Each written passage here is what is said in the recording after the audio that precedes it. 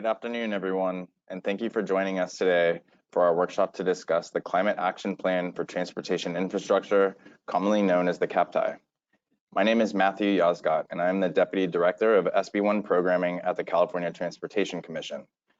I oversee the SB1 programs at the Commission and will be guiding the conversation today with the support of Christine Gordon, who is one of my lead team members, and Kayla Giese, who is a program analyst. As I mentioned on Tuesday, this will be a staff-led workshop, similar to other Commission workshops. But because the conversation today is of vital importance to our commissioners, they will be in attendance as well.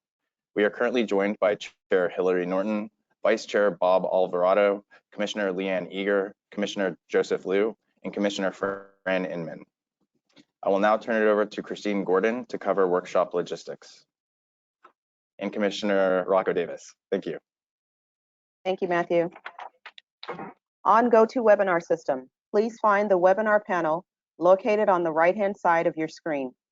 There you will find the audio and question tabs. Under the audio tab, attendees will have the choice to listen in via the computer or telephone option. Should you prefer computer audio, please ensure the appropriate box is selected. If you choose the phone call option, select the corresponding box and dial the phone number, access code, and audio pin as directed by the automated system. Please note that if the audio pin is not entered, you will remain in listen-only mode and will be unable to speak to the audience should you have a comment. As a reminder, each registered attendee is provided a unique link and telephone number to access the webinar. These cannot be shared with other participants as they are registered to a specific attendee. There are two options for participants to provide comments on agenda topics. Using the questions tab, type in the agenda topic you are commenting on in your comment. Commission staff will read the comment on your behalf. Alternately, you may click the hand icon to indicate you wish to make a comment. You will then be unmuted and called upon to make your comment. Please make sure to state your name and affiliation prior to voicing your remarks. Please do your best to be concise with your comments. Also, please make sure that your comments add new information. If you agree with the comments of a previous speaker, simply make that statement. Since we often have many speakers, we ask that you make your point in 3 minutes or less. You will not be able to be on camera while making comments. We will reserve the ability to take a 10-minute break around 3 p.m. if it seems that the workshop could go the full duration. With that, I'll turn it back over to Matthew. Thank you very much, Christine. I will now cover some of the same remarks I went over on Tuesday in the event that we have some participants who are unable to join us. For those of you who are not familiar with the CAPTI or who have not yet participated in a CAPTI-focused briefing or workshop, I wanted to offer a very brief background. The CAPTI is the result of two executive orders signed by Governor Gavin Newsom, N1919 and N7920. Executive Order N1919 calls for CalSTA, in coordination with the Department of Finance, to align the state's climate goals with transportation spending on planning, programming, and mitigation to achieve the objectives of the state's climate change scoping plan where feasible. Reduce vehicle miles traveled by statewide, directing discretionary transportation investments in the support of housing production near available jobs and in accordance with the state's smart growth principles, as defined in Government Code Section 65041.1, in taking public health into account. To reduce congestion through innovative strategies designed to encourage people to shift from other modes of transportation. To fund transportation options that contribute to the overall health of Californians and reduce greenhouse gas emissions, such as transit, walking, biking, and other active modes, and to mitigate increases in transportation costs to lower income Californians. Executive Order N7920 requires CalSTA, Caltrans, and the Commission to identify near-term actions and investments strategies by July 15th, 2021 to improve clean transportation, sustainable freight and transit options while continuing a fix-it-first approach to our transportation system, including where feasible, building towards an integrated statewide rail and transit network consistent with the California State Rail Plan to provide seamless, affordable, multimodal travel options for all, supporting bicycle, pedestrian, and micromobility options, particularly in low-income and disadvantaged communities in the state, by incorporating safe and accessible infrastructure into projects where appropriate, and by supporting light, medium, and heavy-duty zero-emission vehicles and infrastructure as part of a larger transportation projects where appropriate.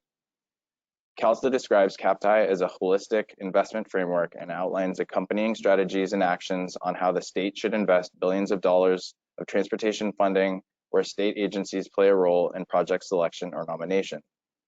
The investment frameworks, strategies, and actions help the transportation sector aggressively combat and adapt to the climate crisis while supporting public health, safety, and social equity goals. CAPTI maintains California's commitment to continue a fix-it-first approach to maintaining the state's highways, roads, and bridges. The CAPTI was publicly released on March 20th, 2021. Since release, CalSTA hosted a public workshop on March 18th, and the CAPTI was also presented on and discussed at the March Commission meeting and the April 8th joint meeting between the Commission, the Air Resources Board, and the Department of Housing and Community Development. The public comment period ends on May 19th, 2021. The purpose of the purpose of these workshops, at the March 24th Commission meeting, Commission staff were directed to hold additional workshops to collect additional verbal comments regarding the CAPTI. As a result of this direction, staff scheduled 2 public workshops to cover the implementation of the CAPTI and each of the 7 overarching strategies. Because of CalSTA and Caltrans' vital roles in the development and the implementation of the CAPTI, they've also been invited to co-facilitate these workshops. Tuesday's workshop covered the implementation of CAPTI and its first 3 strategies. Today's workshop will cover the remaining 4 strategies. The purpose of these workshops is to collect verbal comments, provide clarification on any specific action or strategy, or answer specific questions related to implementation or any of the strategies or actions in a general comment period. We are here to listen. We ask that if you offer a comment, please keep it focused on the specific concept and, if possible, offer a proposed recommendation. For instance, if a specific action is commented on, please elaborate on how you would alter that action or if you would request to remove or add an action. There will be a segment at the end of this workshop to collect general comments. In the event that a direct question is asked or a request for clarification is made, the panel will do its best to respond. However, it is possible that many questions will require additional deliberation between CTC staff, Caltrans, and CalSTA before a response can be provided. The result of these 2 workshops will be a summary of findings, which will be presented to the Commission as an informational item at the May Commission meeting. At this time, I would like to introduce Darwin Musavi, Deputy Secretary for Environmental Policy and Housing Coordination at the California State Transportation Agency. I would also like to introduce Tony Dang, the Sustainability Program Manager at Caltrans. They will join me as panelists today, and they will be available to assist in responding to specific questions for clarification that may arise during the course of this workshop. Darwin, I'll turn it over to you. Thank you, Matthew, for the introduction again to CAPTI, and thank you again for everyone for joining us today and for continued engagement on our climate action plan for transportation infrastructure.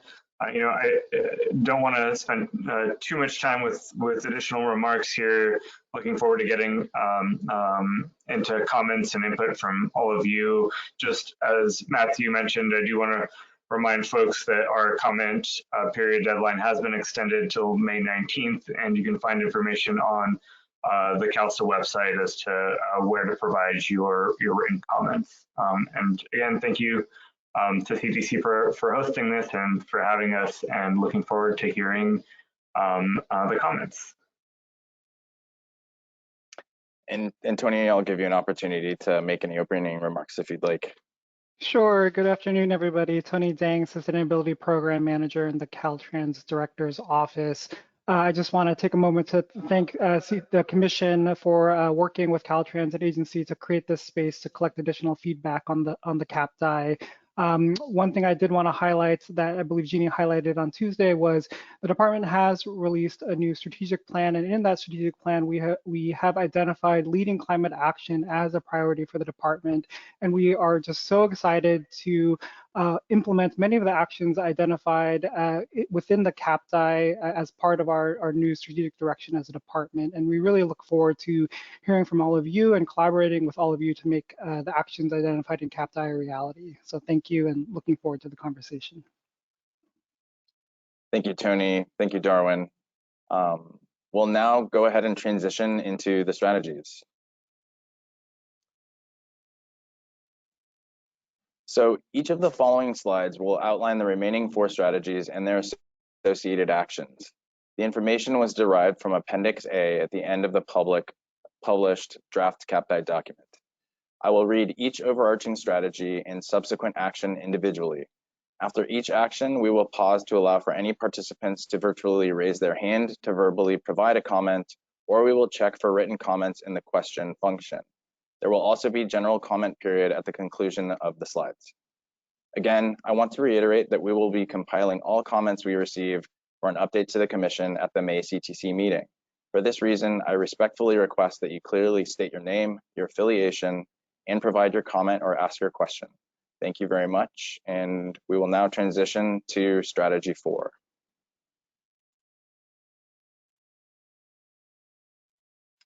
Thank you. Okay, so Strategy 4 is to advance state transportation leadership on climate and equity through improved planning and project partnerships.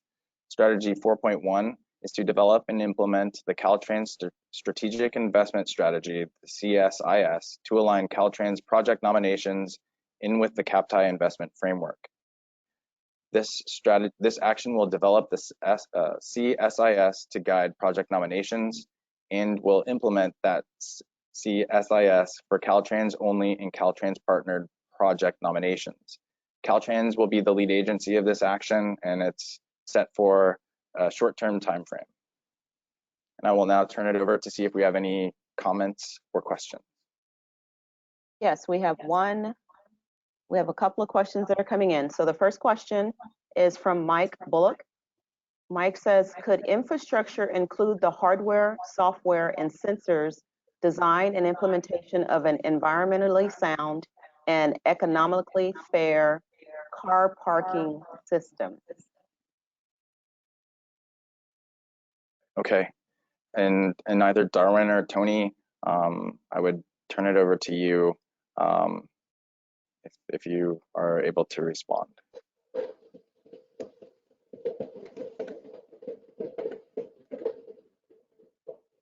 Sure. Sorry, Matthew, I was having some trouble with my camera button there, but That's okay. I believe infrastructure that we're talking about here within the scope of the executive order, and Matthew, feel free to expand on this, but this is within the bounds of transportation infrastructure as defined by and the restrictions put on by Article 19 of the California Constitution in terms of what those funds would entail. Matthew, I don't know if you want to elaborate on that at all in terms of what would or wouldn't constitute infrastructure, but generally we're talking about roadway infrastructure and components like transit and bicycle and pedestrian components that have to do with physical infrastructure. Okay, thanks, Darwin. And yeah, I don't think I have anything to add. Okay, next question. Leslie Caton from SCAG. Will the Caltrans Strategic Investment Strategy inform the selection of projects under the SB1 competitive programs? If so, how will regional and local agencies be able to engage in reviewing the new data and methodologies?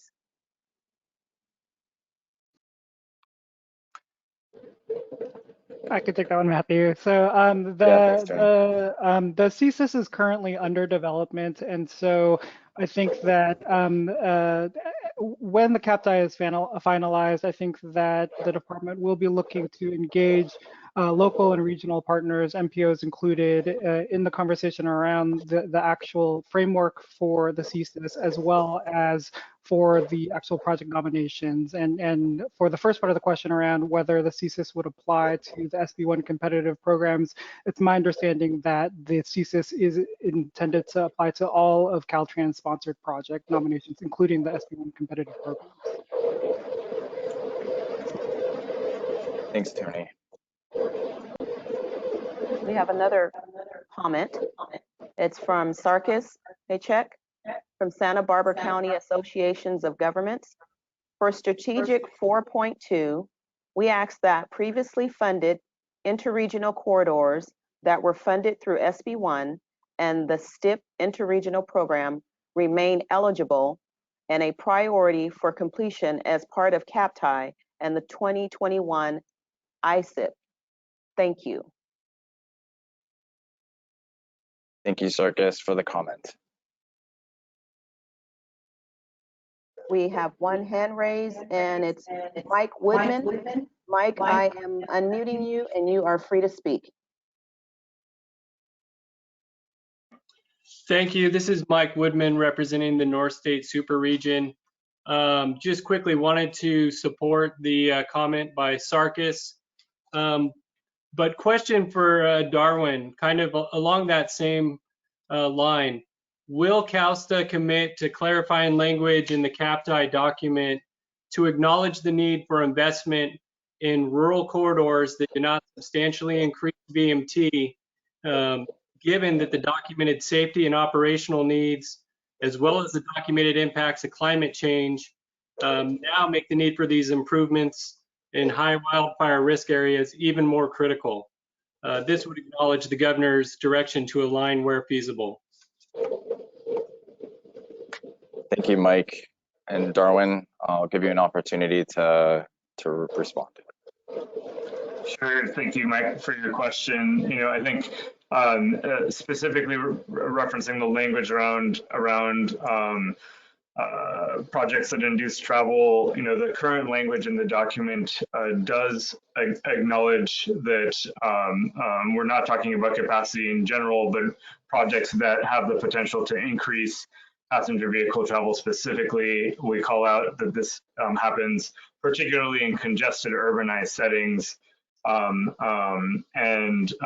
terms of any other specific language call out that you all see fit, welcome those public comments through our public comment period and happy to consider those. Thanks. Thank you, Darwin. Next, we have Kiana Valentine. Kiana, you are unmuted and free to speak. Thank you so much.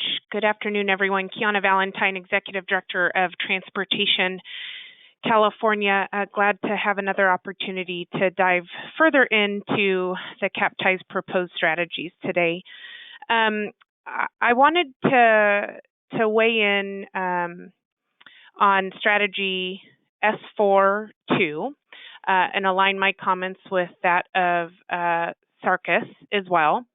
We are very concerned that we are going to limit the types of transportation solutions that the state deploys to solve a variety of transportation challenges and needs, and would like to see the projects that are already in the ITIP continue to be funded in the years to come. I was thinking back on some of the discussion we had a few days ago, and in particular, Darwin's reminder that the CAPTI is focused on leveraging existing resources to achieve these climate goals. But I would just want to point out that I think a lot of what the CAPTI would like to achieve can be done a little bit more easily if we bring new resources to bear so that we can continue to make progress on our existing transportation plans and challenges and solutions, while also bringing more resources to bear to accelerate achievement of the state's climate goals from the transportation sector. So thanks again for the opportunity, and I will end there. Thank you. Thank you for your comment, Kiana. Next, we have Nick Josephowitz. Nick, you are unmuted and free to speak. Hello, Nick Josephowitz. I'm the Chief of Policy at SPUR, a public policy organization based in the Bay Area. Chief of Policy at SPUR. So I just wanted to support strategy 4.1 and 4.2. I think that the climate need is urgent, and what CAPTI lays out very clearly is that we need to fund projects that reduce VMT, as well as start pulling back from funding projects that significantly increase VMT, and we are supportive of moving forward with that, and aligning existing transportation funds with the CAPTI goals. Thank you for your comment. Next, we have Jonathan Matz. Jonathan, you are unmuted and free to speak. Hello, thank you. My name is Jonathan Matz. I am California Senior Policy Manager for the Safe Routes Partnership. Wanted to second the comments of Nick just earlier, both for strategy 4.1 and 4.2. You know, in particular, when it comes to the ITSIP, you know, it's obviously a fairly recent document. You know, our investments are not so far down along the lines, but however inconvenient it may be to apply the lens, the new lens of climate change and VMT reduction to projects that, you know, have already been scoped, failure to do so is only going to exacerbate the crisis that we already find ourselves in currently.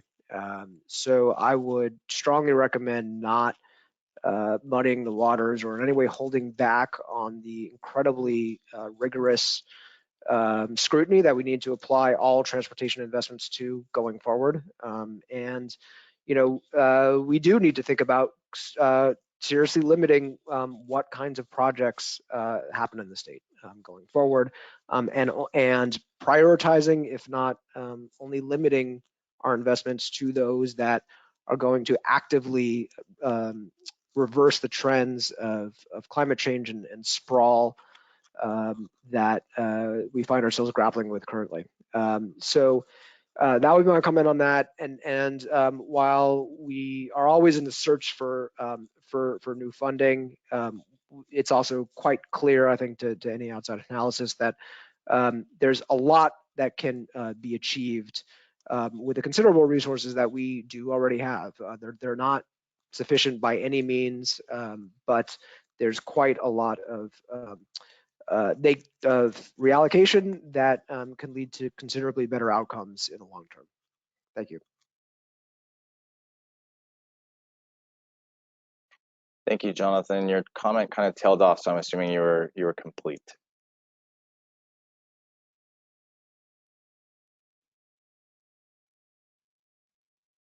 And does that exhaust our comments for 4.1? We have another comment from Jennifer Ward. Jennifer, you are unmuted and free to speak. Good afternoon, Jennifer Ward from the Orange County Business Council, and apologies, I joined a few minutes late, so I apologize if this is already covered. But I just wanted to speak in regards to S4.1, specifically the language Caltrans will develop a new data and performance-driven approach in the CSIS to align project nominations with the CAPTI investment framework. And I just wanted to request that the data and performance-driven metrics that go into this process be developed in a fully transparent way that invites feedback from the business, industry, and supply chain sectors to just have a better understanding from the beginning of what this new data approach is being built on. Thank you. Thank you for your comment, Jennifer. Next, we have comment from Julia Randolph. Julia, you are unmuted and free to speak. Hi, I just wanted to make some quick comments. Julia Randolph with the Coalition for Clean Air. I wanted to echo comments made by Jonathan Matz with the Safe Routes Partnership, and kind of just wanted to stress the point that while new funding for these climate measures is great, and we all love new funding, the way we're funding our system right now, the status quo, is kind of what is causing our climate problems. So we are very supportive of these strategies, and we need these changes as a bare minimum to address our climate crisis. Thank you. Thank you for your comment, Julia. Next, we have Mike Woodman. Mike, you're unmuted and free to speak. Thank you, Matthew. This is Mike Woodman again, with Chair of the North State Super Region. Just wanted to echo in relation to Strategy 4.1, the comments of the Orange County Business Council, and also to request that the data and performance-driven measures and metrics take into consideration performance measures that are appropriate for rural areas, as well as, appropriate and different for urban areas. Thank you. Thank you. Thank you, Mike. Next, we have some comments and questions that have come in. So the first comment is from Mara Toomey. She's from the Association of Monterey Bay Area Governments. I support the comments and concerns made by Sarkis Kachek and Mike Woodman. Next, we have a question from Steve Bertobal. If the overall objective is to reduce VMT, how will you balance projects that increase VMT against those that reduce it?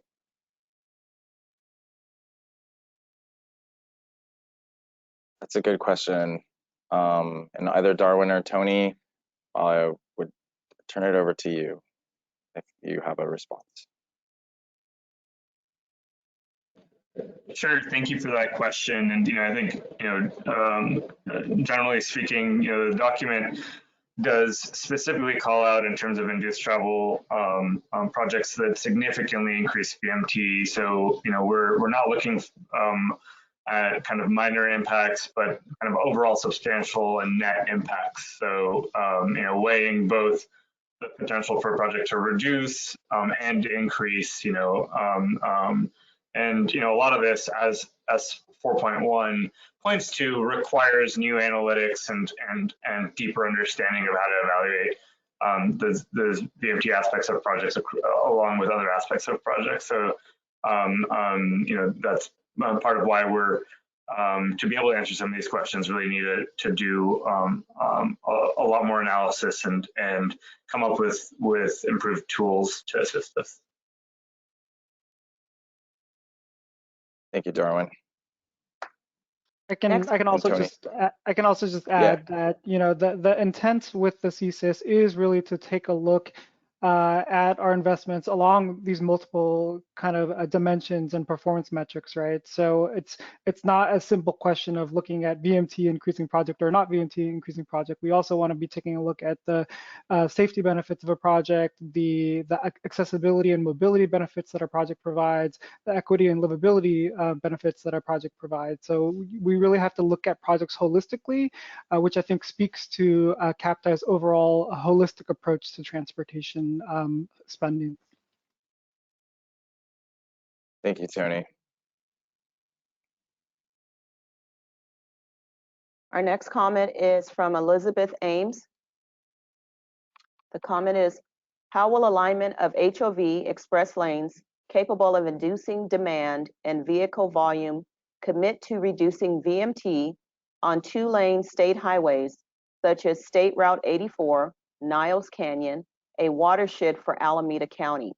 Strategies 4.1 and 4.2 are not aligned with connecting to existing state routes and highways already at capacity. Next comment is from Daryl Clark. I've just been reading the new University of California, ITS, Driving California's Transportation Emissions to Zero report. I see a lot of policy detail, especially Chapter 8, on vehicle miles traveled towards 15% total per capita VMT reduction by 2045. That would do well to be incorporated in the CAPTI. The next comment is from Mike Bullock. Most people drive to destinations expecting a parking place. Parking is often very expensive to provide. Parking is as important to driving as it is roads. Parking is required by the government, so government cannot claim having no connection to parking. Our climate emergency requires that we work hard to do what we might have thought was out of the bounds. Free parking is never really free. The cost of parking generally increases rent and other costs. It lowers the wages that can be paid. This especially harms low-income communities. When parking is priced or people are paid not to drive, which is how a good car parking system feels to employees, there is a double-digit decrease in driving. Please reconsider on how you can help. Note that value-priced parking would result in less parking needed, and that would save money. Do you agree? Thank you for the comment. And Darwin, I'll turn it to you. So there's a question at the end of that. I'll just say that you know, we certainly see parking as a key VMT reduction strategy overall. The reason parking is not a big part of the discussion of this plan is that parking is not a lever that any of these state programs have a serious ability to influence. However, you know, there are various programs, particularly housing programs at the state, that do very much look at parking policies as a potential to reduce VMT, such as the Affordable Housing Sustainable Communities Program, but the Strategic Growth Council being a great example of that, and other programs at HCD. So thank you for that, and for highlighting the importance of parking policies. Thank you, Darwin. The next comment we have is from Linda Rudolph. I want to second the comments of Jonathan Matz regarding the critical importance of shifting investments from those that induce and incentivize VMT and toward those that truly align with the state's health and climate goals. Another additional comment from Linda is, I also want to second the call for transparency and development of metrics and strongly urge the incorporation of health metrics, including the range of health pathways and outcomes. And we have some hands that are raised. I'm going to go to Kiana Valentine. Kiana, you are unmuted and free to speak. Thanks again. Hoping to chime back in on the comment about needing to bring new resources, and fully appreciate the comments that Jonathan and Julia made about utilizing existing resources to the greatest extent possible to achieve climate goals. That being said, I will continue to reemphasize that there are still tens of billions of dollars of unfunded maintenance, rehabilitation, and safety needs on the highway and local street and road system. The surface transportation system continues to serve as the backbone of the state's economy, and we need to provide transportation solutions and opportunities to move goods and services, to take agricultural products from farm to market. We need to address longstanding safety issues, and all of these things continue to be underfunded. So it's not that, I just want to make sure my point is taken in the right way, that the goals of CAPTI are valuable and ones we should continue to work on. But to the extent we take revenue, insufficient existing revenue from one purpose to another, we are going to dilute our ability to meet all of the goals, ranging from goods movement, until we put more housing, affordable housing, near living wage jobs, people are going to continue to have to commute long distances, and that isn't always possible, particularly for the workers in the transportation construction industry that can't take their tools on a bicycle or on mass transit. We are going to continue to have to provide options while also simultaneously providing multimodal options that reduce greenhouse gases and are better from a public health perspective. So really, Transportation California supports more revenue so that we can address these climate needs that are valuable and necessary while still continuing to maintain and build out a safe and efficient multimodal transportation system to meet all of the state's needs. Thank you. Thank you for your comment. Next, we have Linda Rudolph. Linda, you are unmuted and free to speak. Oh, I don't think I meant to have my hand raised. Sorry.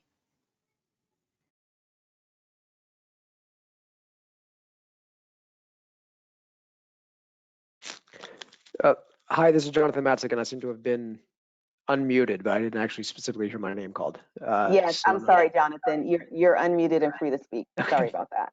Thanks. Just to respond on previous comments, you know, while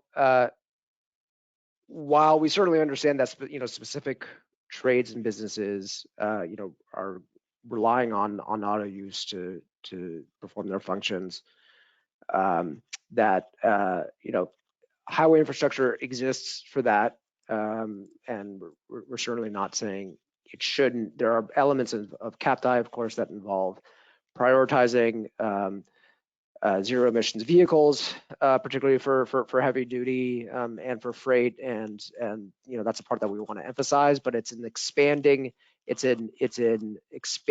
options and prioritizing options for mass transit, for active transportation, etc. For the large bulk of the ordinary commuting public that, you know, is transporting just themselves and not necessarily you know, entire inventories, that's where the difference can be made, and that's where we need to be prioritizing the funds. And by doing that as well, we'll see an alleviation of stress on the networks that currently exist, that, you know, those who are going to continue to need vehicles to get around can use. So you know, that's where we really see the CAPTI coming. We also, you know, we know that HCD, ARB are taking this plan seriously and are preparing, you know, responses to that. We cannot use the housing affordability crisis as an excuse for inaction, and in fact, you know, continuing to invest the vast bulk of our resources into infrastructure that is only going to exacerbate sprawl will just have the effect of exacerbating that same housing crisis as well. So that can't be an excuse for the transportation sector not to do its part. And you know, if anything, I think we're starting to see honestly the kind of focus from agencies in the state whose bailiwick is housing, and the transportation sector needs to match that. Thank you. Thank you for your comment, Jonathan. And I sent a comment out to the whole chat, and I realized it went to the whole chat. A lot of comments, I think, are straying from the particular strategy that we're talking about, which is absolutely important. We intend to capture all comments during our general comment period, but I will ask that if we do get comments at this point, we keep them specific to the strategies and the actions that we're discussing. But Christine, I'll turn it back over to you. We have one more question, and it's from Steve Bertable. Could you achieve a 1% reduction in project-related VMT in the initial year of activity?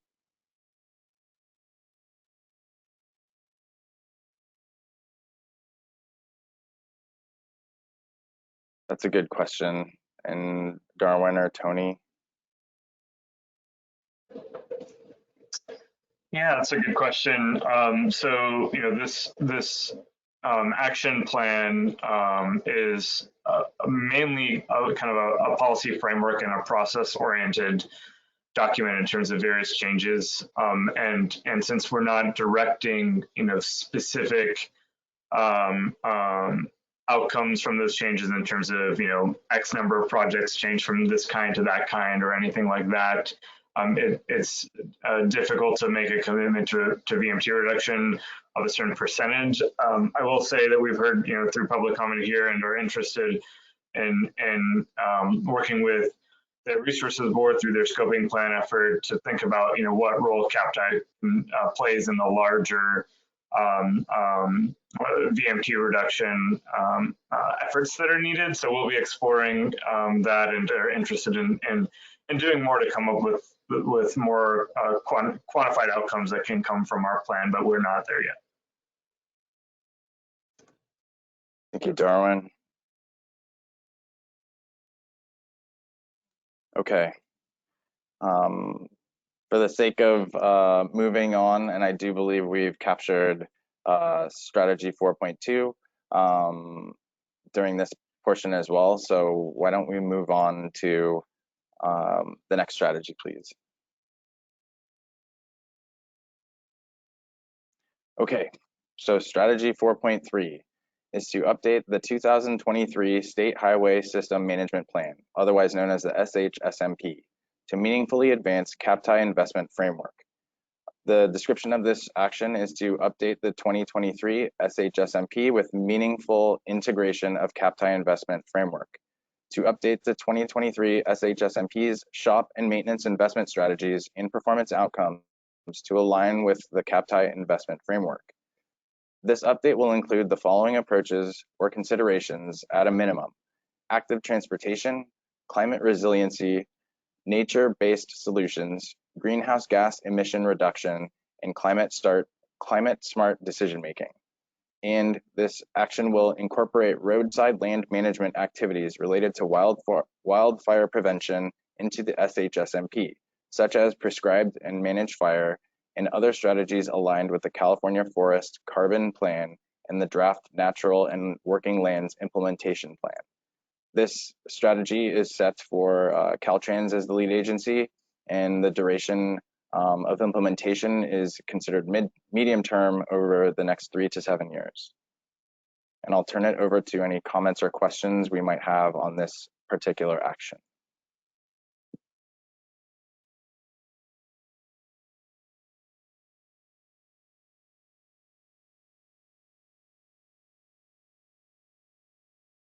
We have one comment from Jennifer Ward. Jennifer, you're unmuted and free to speak.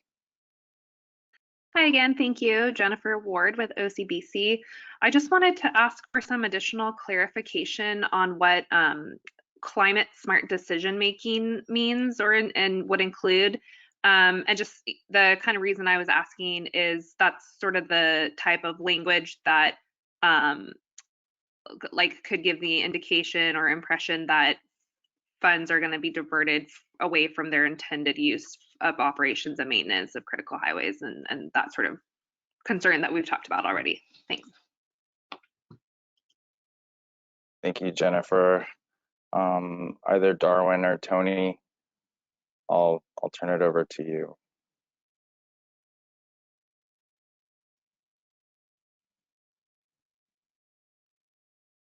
I can take this one. Climate smart, I believe, is a term of art specifically referenced in EO N7920 in reference to some strategies that the California Natural Resources Agency is developing. So that's what it's referring to. And I think the intent here is really to align the transportation sector with work going on in other sectors, including the natural resources sector. In terms of the concern around potential diversion of funds, that's not the intent here. The real intent is to place a much stronger emphasis on creating a more climate resilient transportation system to better guide our investments in maintenance and operations improvements so that those investments don't fall prey to the very real world impacts that we're already seeing happening due to the climate crisis. Thank you, Tony. Our next comment is from Elizabeth Ames. Elizabeth, you are unmuted and free to speak. Thank you. Hi, I'm Liz Ames. I'm a BART director in Southern Alameda County. I'm concerned about Caltrans owned surplus lands. There's a piece of property in Union City that's a farm, a working farm. It's next to a riparian habitat where the San Francisco Estuary Institute said that that could be rehabilitated for steelhead trout, for Alameda Creek. And I'm wondering if Caltrans would consider properties that are unique like that as part of a nature-based solution to the expansion of the interstate systems where we're increasing vehicle volume and vehicle miles traveled for the express lanes and such. So just getting clarification on the nature-based solutions and how that would work. Thank you. Thank you. And Darwin, I'll turn it to you. Sure, thank you for that. And I can't comment on the specific project and don't know the specific project and situation there. What I will say, in general, in terms of nature-based solutions, is that we are talking about, and some of this stuff I should acknowledge, most of this in terms of the system management plan our acknowledgement of what's needed as a solution for various things, but that's not to say that all nature-based solutions, or frankly, most nature-based solutions would be funded out of our maintenance dollars. Certainly, would not be appropriate given the use of those funds or the necessary use of those funds, unless it's as direct and specific mitigation for that project required through the environmental process. But we hope to acknowledge and point to the need for nature-based solutions, perhaps like the one that you mentioned. I don't know that specific project, so I don't want to comment on specifics there. But if we can be reducing the threat of climate change and various climate stressors on transportation assets through improvements, nature-based improvements off system, we certainly want to be supportive of those. And so I think acknowledging those in the plan, even if the funding isn't directly coming from transportation dollars, is something that we're supportive of doing. Thank you, Darwin. Next, we have a comment from Warren Whitaker. Given growing shortfall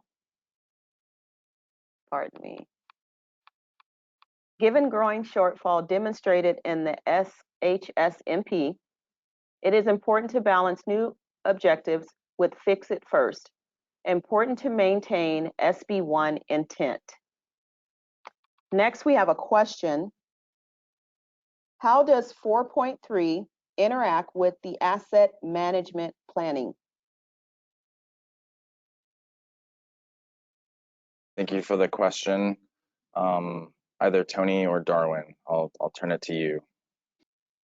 Sure, I can take this one. So the Transportation Asset Management Plan is a document that is developed by the department and integrated into the SHSMP, and the document is approved by CTC.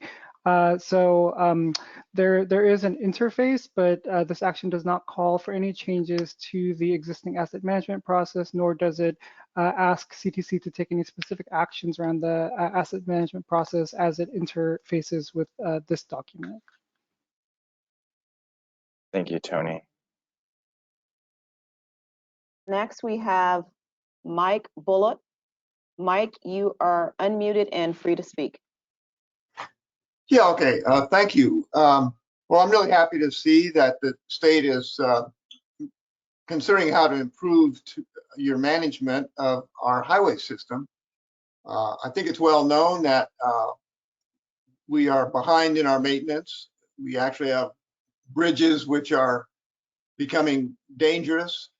And so management certainly means to do the maintenance in a timely manner to minimize the cost. We all understand deferred maintenance is not a way to save money, because in the long run, it's going to be more expensive. That's what a maintenance schedule is all about.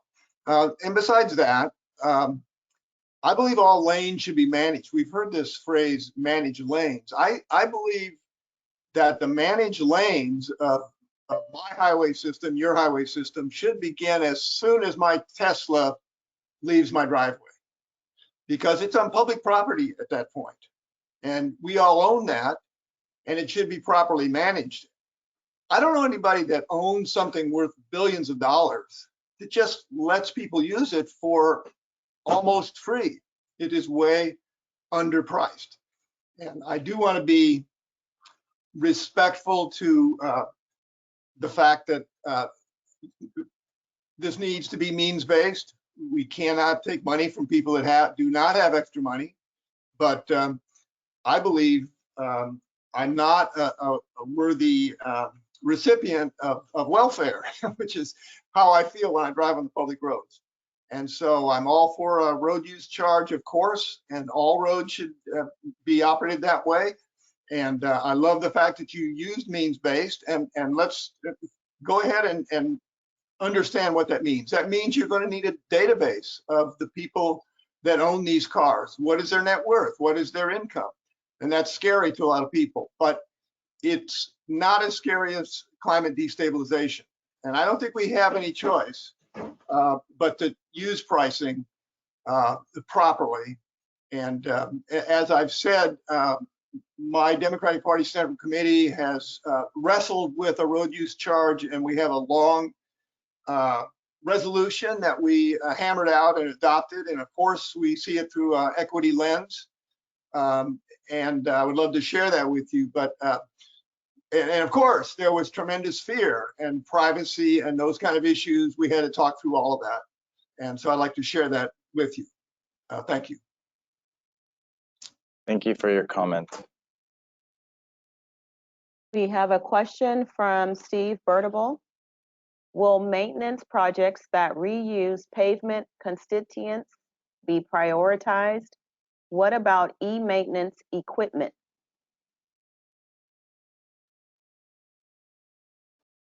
Tony or Darwin, would you be able to respond?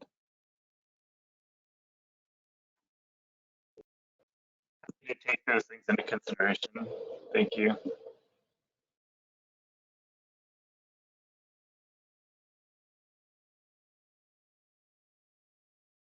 We have a comment from Mike Woodman.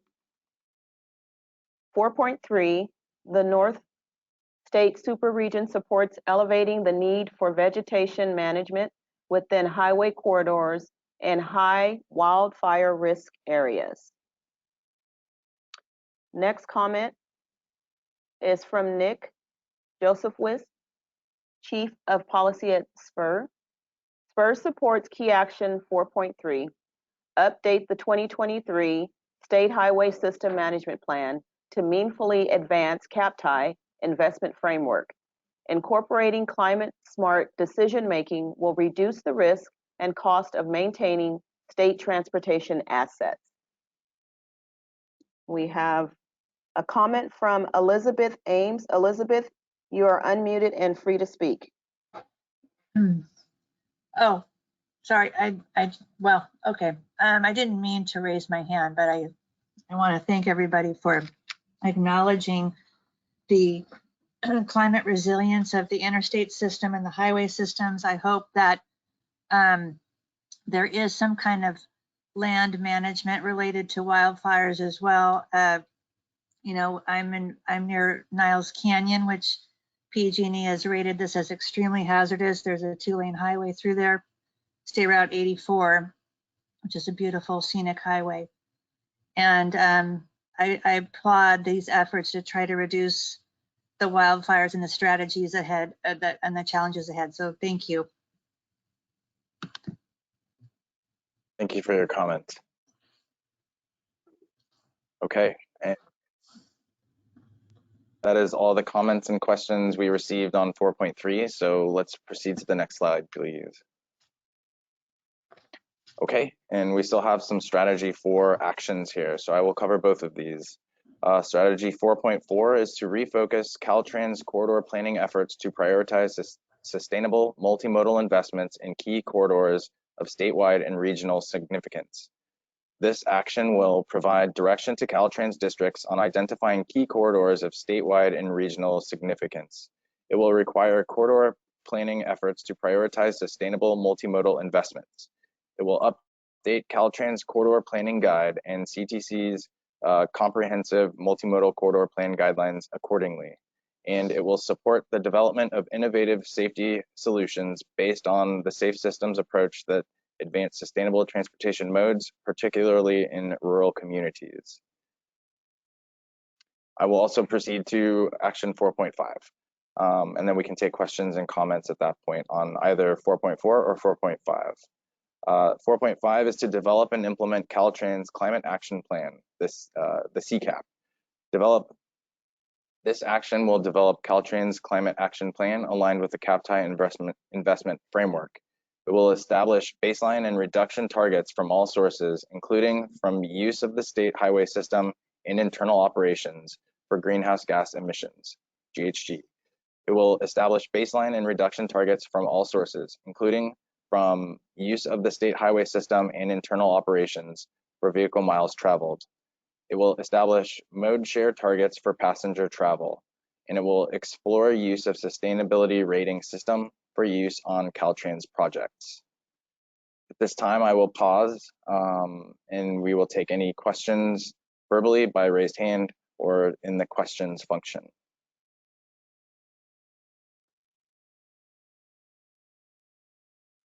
Okay, it does not appear that we have any. I do see one raised hand. Okay. We have Mike Bullock. Mike, you are unmuted and free to speak. Okay, thank you.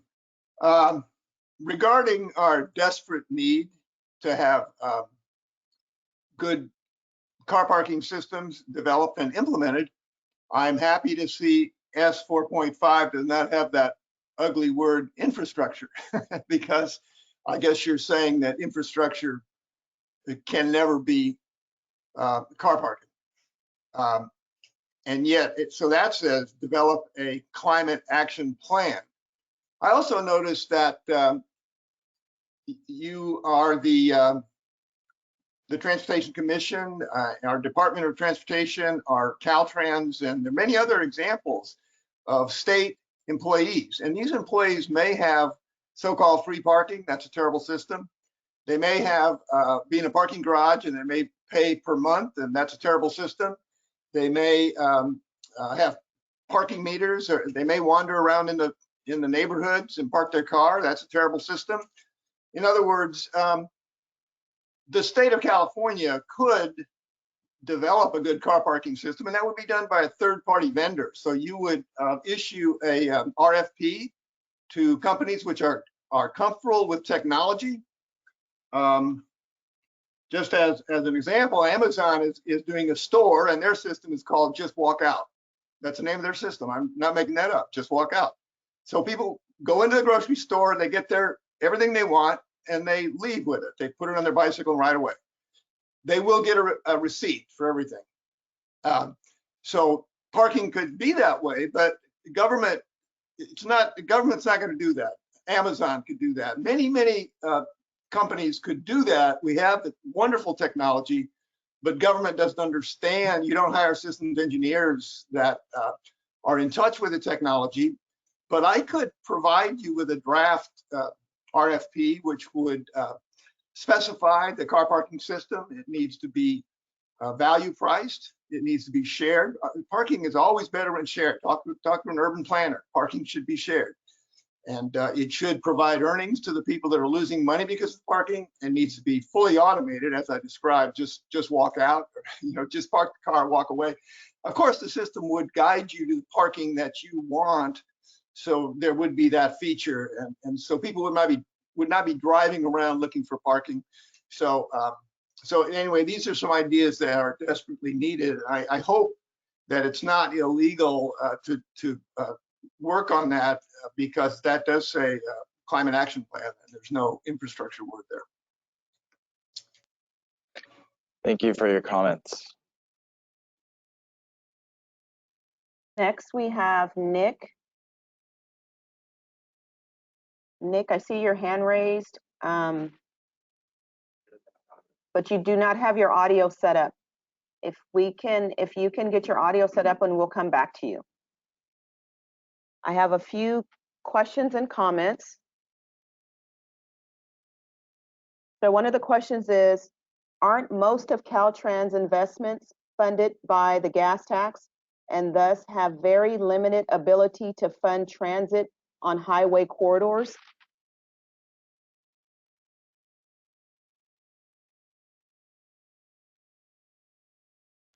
Thank you for the comment. I know it was phrased as a question. I don't know if Darwin feels like responding, but thank you for the comment.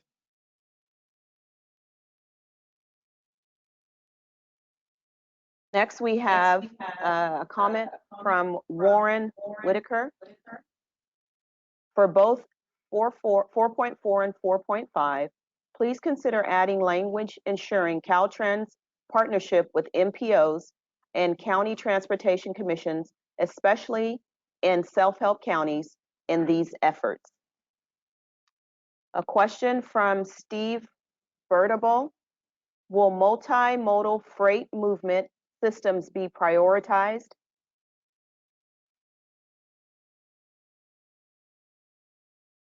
Thanks for the question. Darwin, I know we have maybe an action that comes after this that might address that, but go ahead. I was about to say that, but but yes, this is we have actions around multimodal passenger travel as well as freight, and we'll be talking about clean freight, multimodal clean freight here in a second.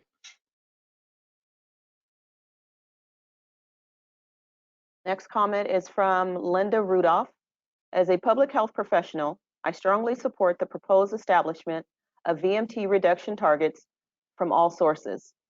Motor vehicle injuries disable and kill thousands of Californians every year, with rising rates of pedestrian and bicycle fatalities, and the development of innovative safety solutions is critical. Next comment I have is from Sarkis Kachek. For strategies 4.4, we ask that previously identified corridors of statewide and regional significance remain a priority as part of CAPTI. These are corridors that have had multimodal corridor plans developed with Caltrans and the regions that provide a range of transportation options like managed lanes, transit, rail, and bike pedestrian improvements that address mobility, safety, and freight movement. Thank you. Thank you for your comment, Sarkis. We have one more comment. From Mike Bullock, 4.5, regarding our desperate need to have good car parking systems, I am happy to see 4.5 does not have the word infrastructure. California has employees and thus has employee car parking systems. The state could create a monster. Thank you. Okay, we will proceed. I think we have no more hands raised or questions in the queue. Let's proceed to strategy 4.6. And this slide will conclude strategy 4.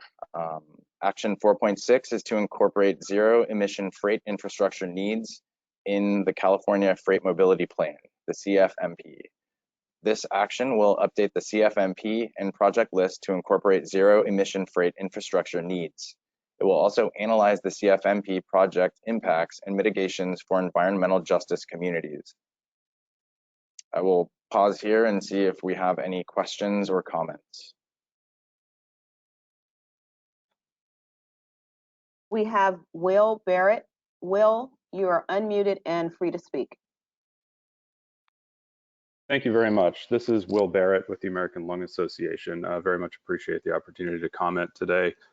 First, I'll align my comments with Dr. Linda Rudolph in terms of alignment of funding with healthier transportation systems, the need for VMT targets as noted in item 4.5, and VMT reductions, broader health analysis, and other comments that I've also raised in previous discussions.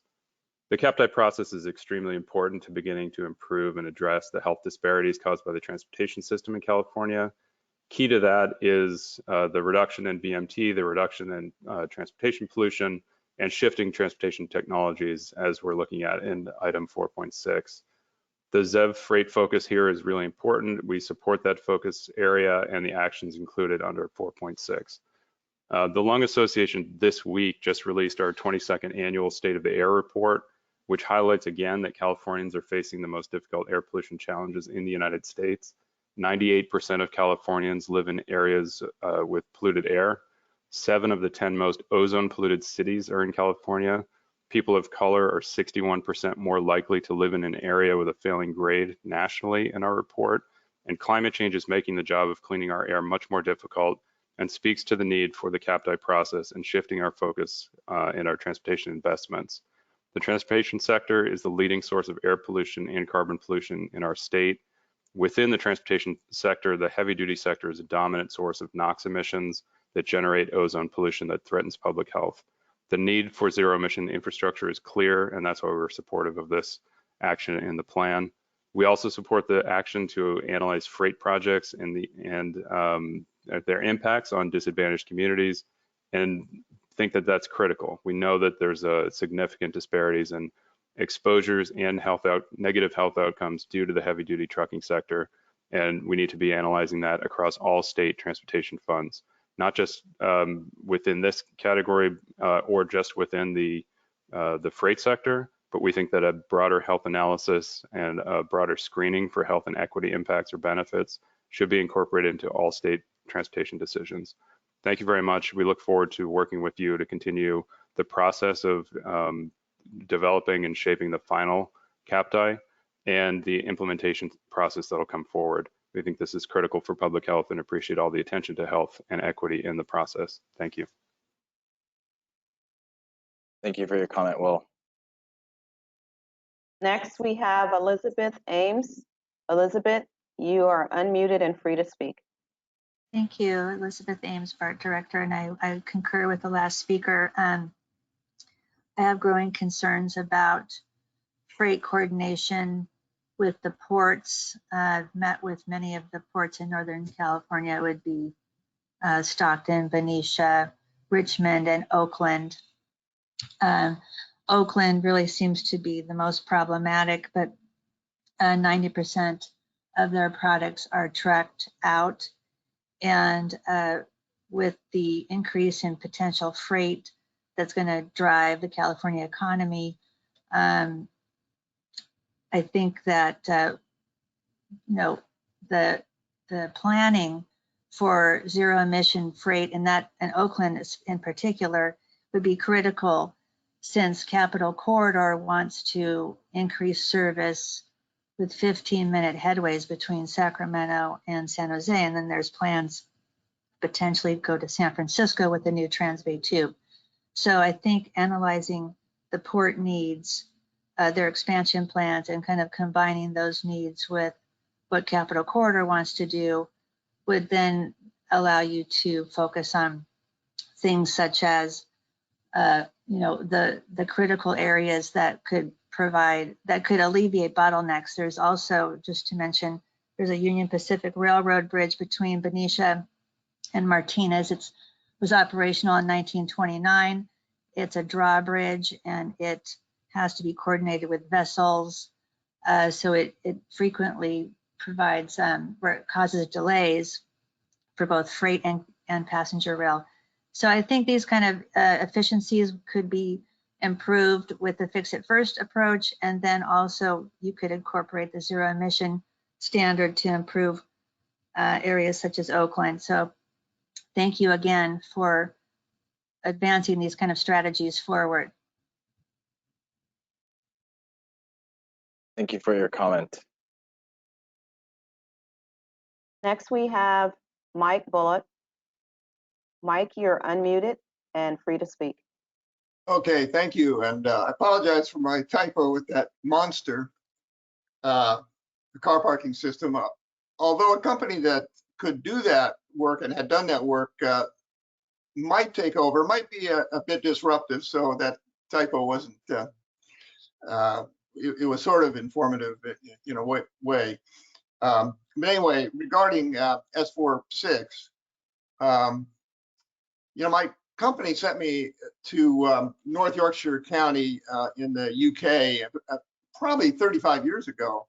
And, I flew into Heathrow and I was amazed at the electric transportation they had to get me to over to a train station. And then I took an electric train up to North Yorkshire County where I work.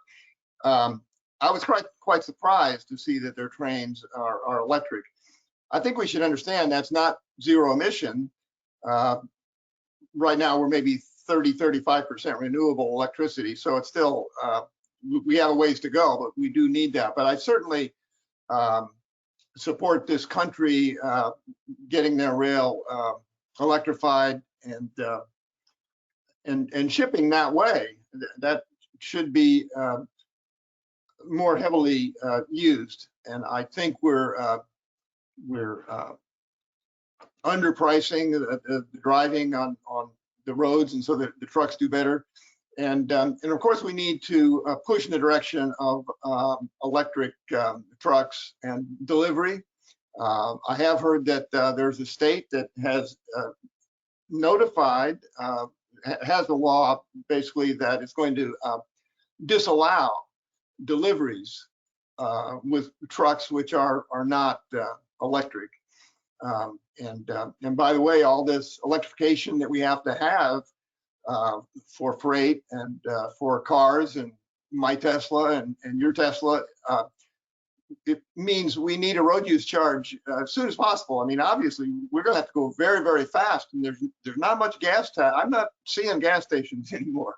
I don't miss them too much, but I'm just pointing that out that this zero emission freight and everything else pushes in the direction of road use charge.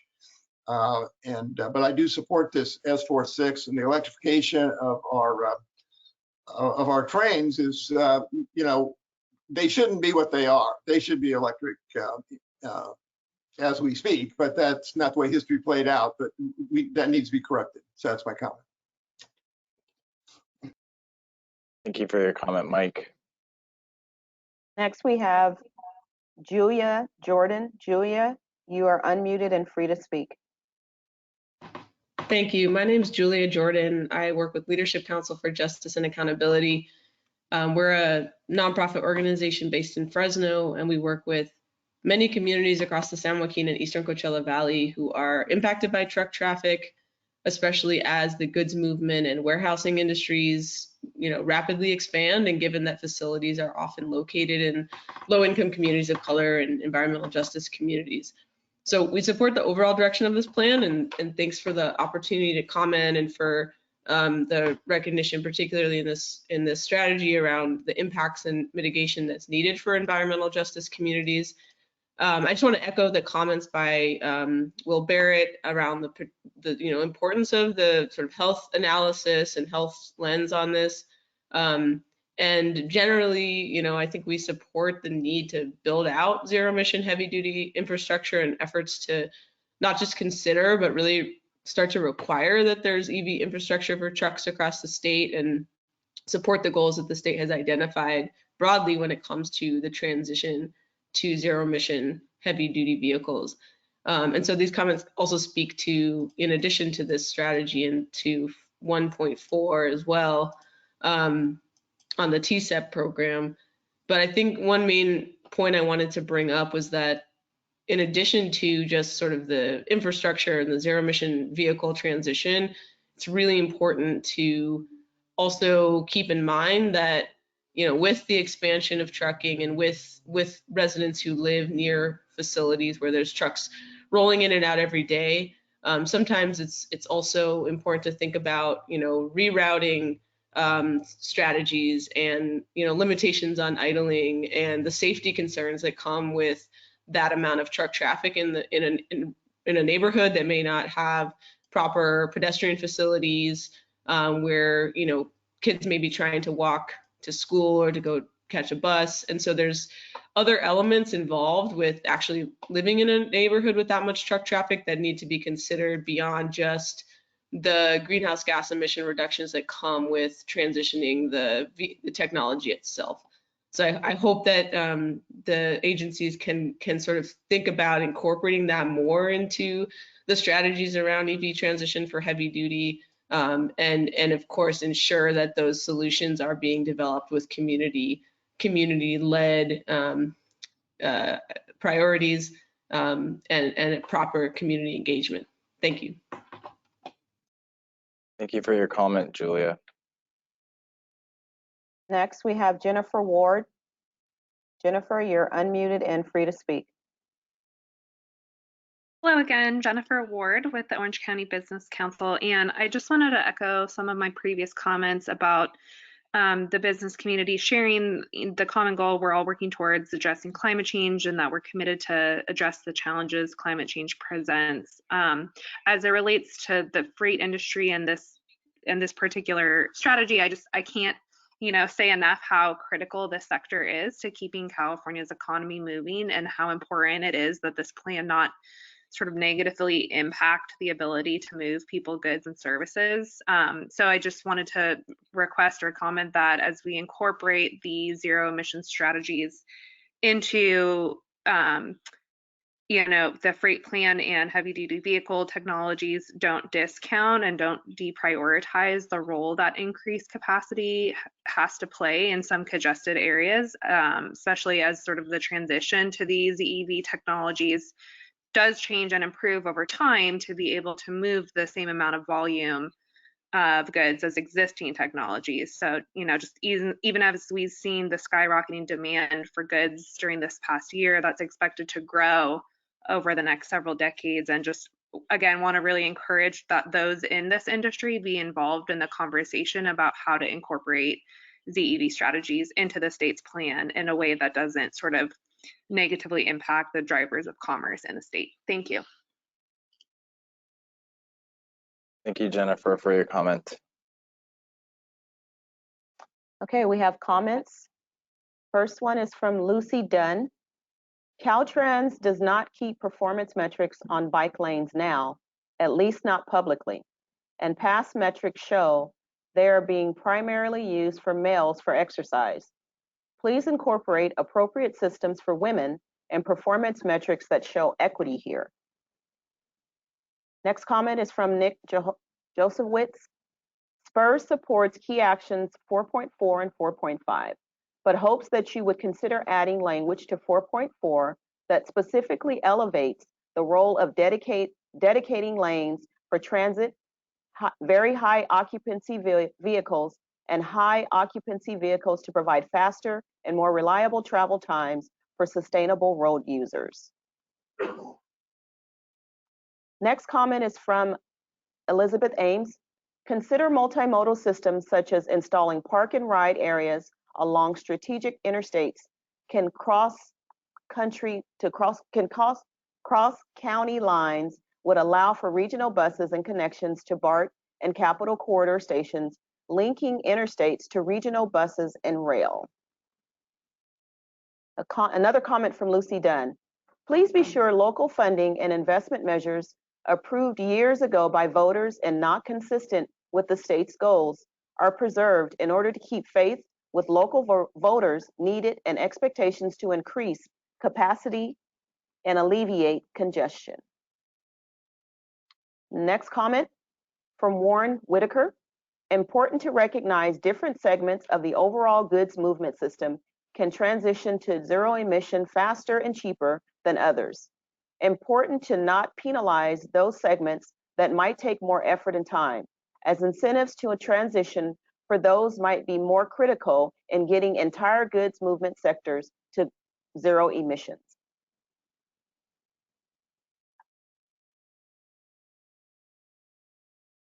Thank you, Christine. I think that exhausts comments and questions for strategy 4. So why don't we transition to strategy 5?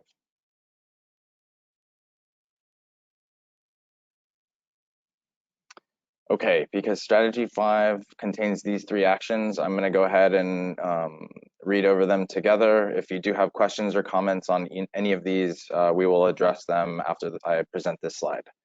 Strategy 5 will support climate resilience through transportation system improvements and protections for natural and working lands. Action 5.1 will develop climate risk assessment planning and implementation guidance.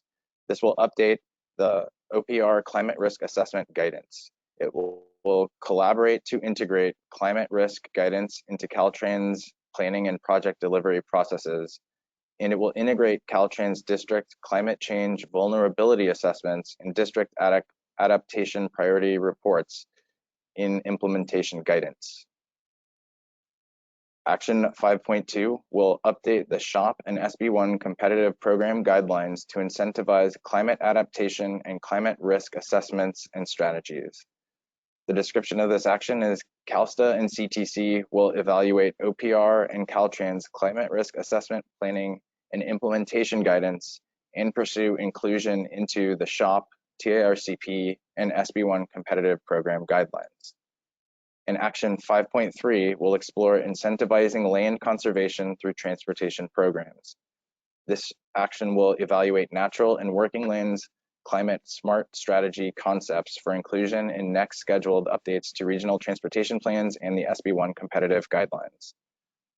I meant to mention 5.1 is set for short term, so in the next 2 years. Strategy 5.2 and 5.3 are set for 3 to 7 years or medium term from here. And I will now turn it over to any questions or comments that we have. So we have questions from Leslie Caden from SCAG.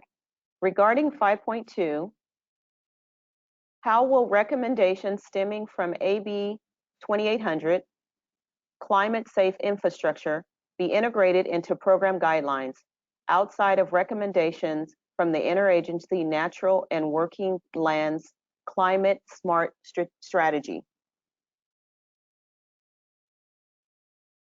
Thank you for the question. I will go first, and then I'll ask Darwin to elaborate if he'd like to. But at this point in time, I would say it's still to be determined, and CTC staff plans on working collaboratively with CalSTA to identify ways that it can be incorporated. But Darwin, I'll see if you want to elaborate.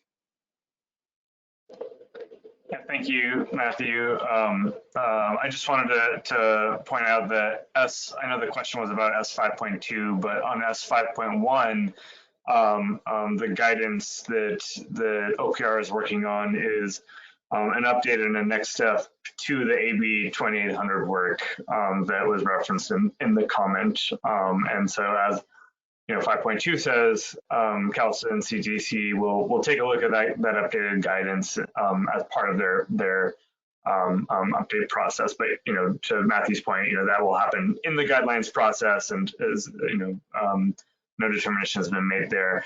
Also, one other thing I just wanted to point out, there is a typo in the CAPTI document that we're working on fixing. Is under lead agencies for 5.1, it should say Caltrans and OPR. Thank you, Darwin. An additional question from Leslie.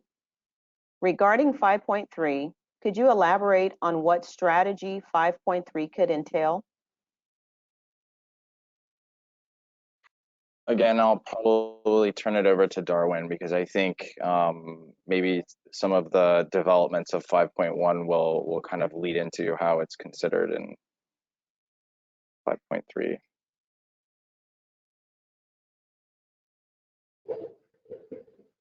Yep, that's the answer right there. So, don't have any specific strategies to discuss right now. We'll see what comes out of that planning exercise. Thank you, Darwin. Next, we have Mike Bullock. Mike, I have unmuted you and you are free to speak. Okay, thank you very much. I have a comment regarding S 5.2, and it's a phrase there which I think is dangerous and misinforms the public, and that can be fixed with a sentence or two, and you have a responsibility to do that. And the phrase is incentivize climate adaptation. Now, maybe we will be able to adapt to what's going to happen regarding climate change. And I'm talking about anthropogenic climate change, of course. And maybe there will be no such thing possible. And that's not, that reality is not reflected in that phrase. We're clearly on a path to destabilize the climate. And I want to steal a phrase from Scientific American about climate destabilization. And the phrase is a devastating collapse of the human population. Now, we're approaching 8 billion people, and the collapse of a population is a phrase I'm not familiar with. I'm an engineer.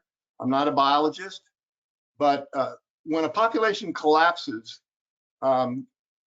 that gives you an idea of where we're headed if we destabilize the climate, and we probably will, based on what I'm reading as our first occurring target, which is 2030.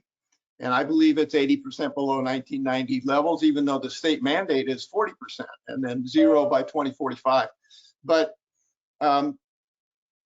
this climate adaptation is only possible if we somehow or other pull this out and achieve climate stabilization, which means we want to stabilize the climate at a livable level. So you know, we could lose 1 billion people.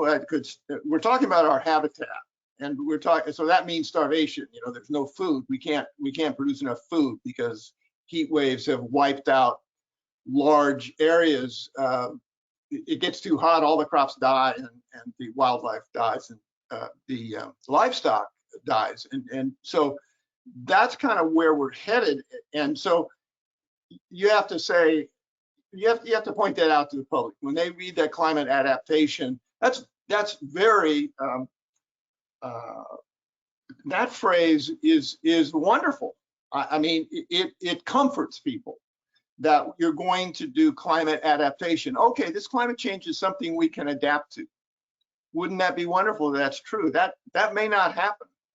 And so that's my comment. I think you have a responsibility to explain that it comes down to whether we're able to stabilize the climate or not, as to whether we can ever adapt to these things, or they'll just overwhelm our infrastructure or anything else. Thank you. Thank you. Next, we have Kurt Brodke. Kurt, you are unmuted and free to speak.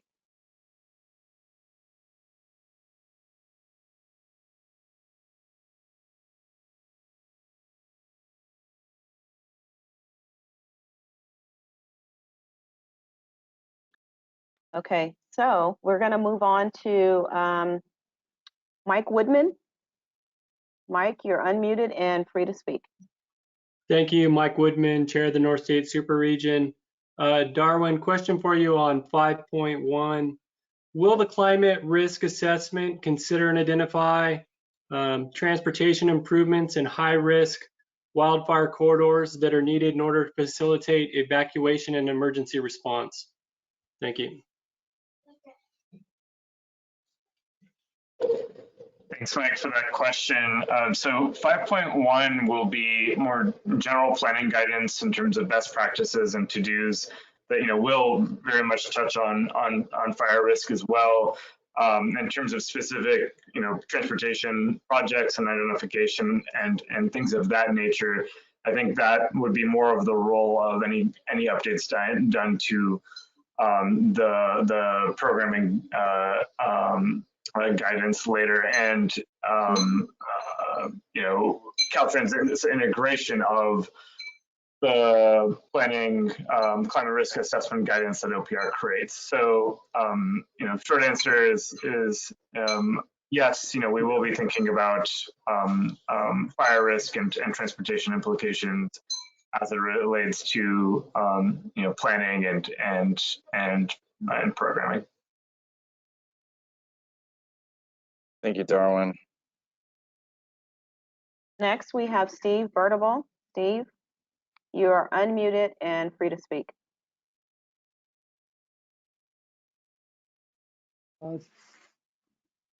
Thank you. On the last comment, there is a conundrum. As you improve roads into areas that are high fire risk, you encourage people to go there and to reside there. And so the question of whether you're going to widen those roads need to be coordinated with the planning agencies to make sure that you don't encourage people to be in fire risk areas. I had a comment earlier that I had my hand raised on, and that is the idea that when we electrify vehicles, we reduce greenhouse gas emissions. And in the short term, yes, there's a reduction, but those vehicles embody a lot of greenhouse gases, and the roads they run on and the repair effort activities embody a lot of it. So we really need to get into multimodal freight transportation. It's a lot more energy efficient to operate, to run freight on trains than it is on the roads. And it decongests the roads. Thank you. Good point. Thank you for your comment. Next, we have Deanna Spin. Deanna, you are unmuted and free to speak. I'm sorry, I accidentally hit the hand. Okay, thank you. Okay, so we have some comments. First comment is from Julian Gazzato from Riverside County Transportation Commission. 5.2, the $5 billion of funding from SB1 was specifically intended to fix and maintain the system we already have, to maintain the trust of the voters and the millions of residents now paying their fair share for the transportation system they rely on every day. The state must resist the temptation to distort SB1's intent. The next comment is from Warren Whitaker. Suggests 5.1 include language calling for collaboration with MPOs and county transportation commissions, especially in self-help counties, and periodic updates to Caltrans district assessments reports. Suggests that 5.3 be developed in part through collaboration with MPOs and RTPAs. Next comment is from Elizabeth Ames. Suggests revising 5.3 to promote land conservation as a short-term goal. Water quality, loss of habitat, wetland, riparian areas, and farmlands are at risk now. We need the climate adaptation, and let's start now. Climate change is unlikely, irreversible, sadly, and the land is irreplaceable. Next comment is from Kurt Brodke. Please clarify the difference between 5.3 and the SB1 Advanced Mitigation Strategy.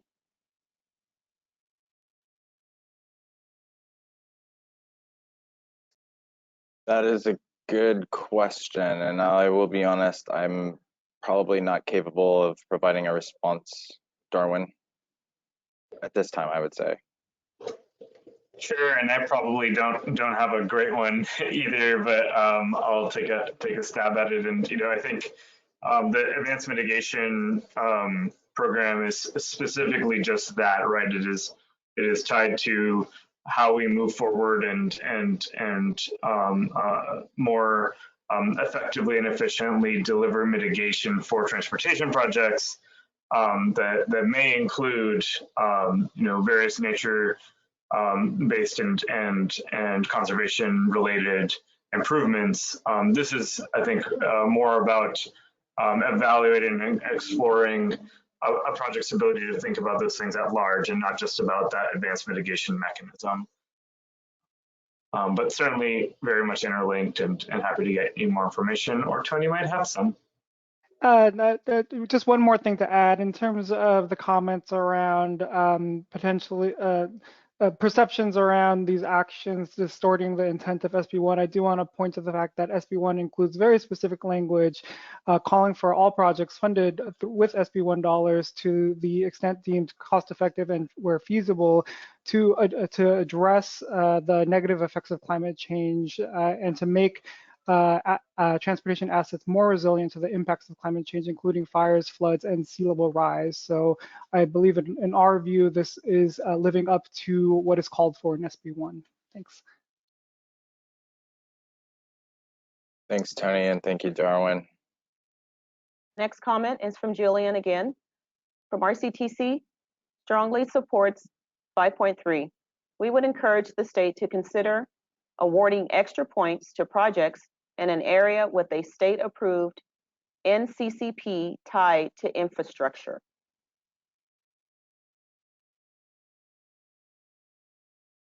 Okay, and thank you for that comment, Jillian.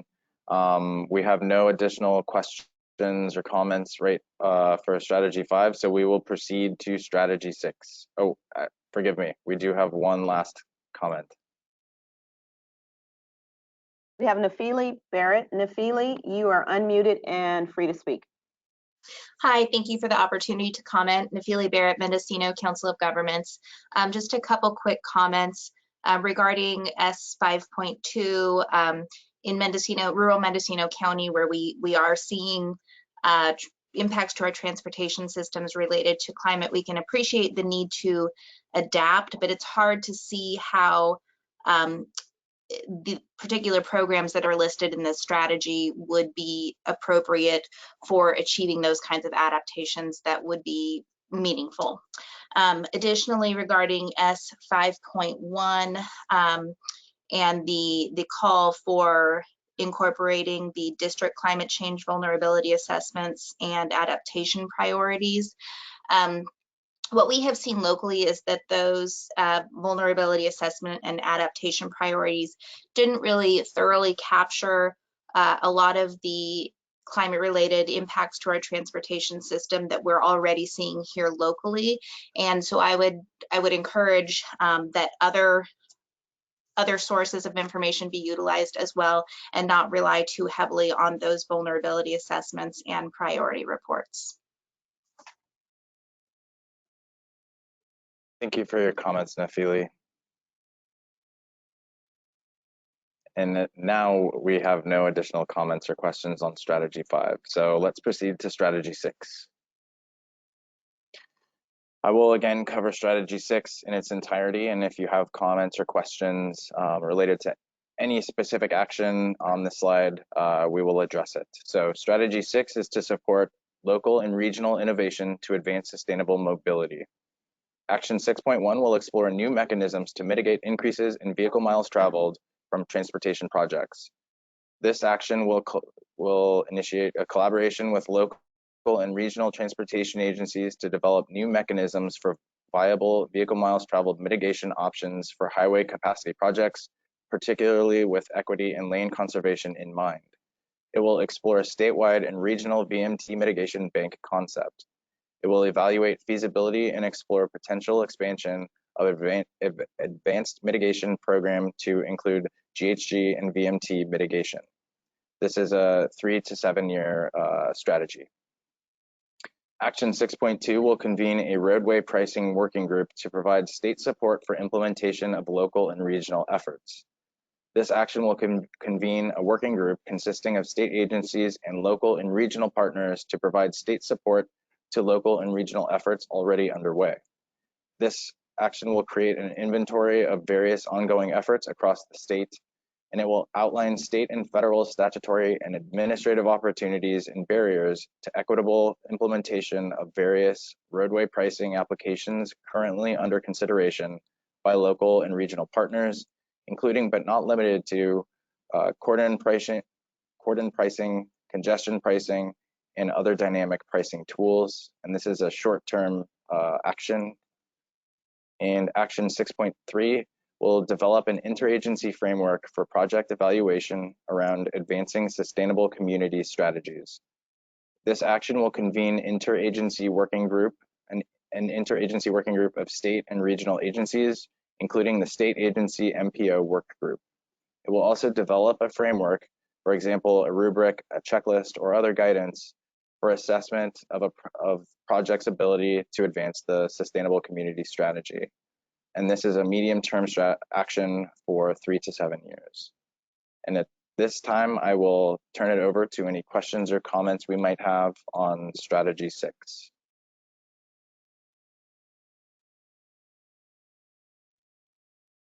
It looks like we have some, so I'm going to give Christine a moment. So we have one question from Leslie Caden from SCAG regarding 6.2. Is the roadway pricing working group intended to provide guidance to MPOs? Who is the audience for the recommendations?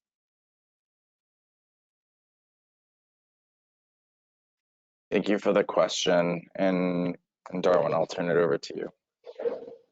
Thank you for that question. The intended audience of 6.2, I think, is meant to be kind of multifold, depending on what the recommendations are.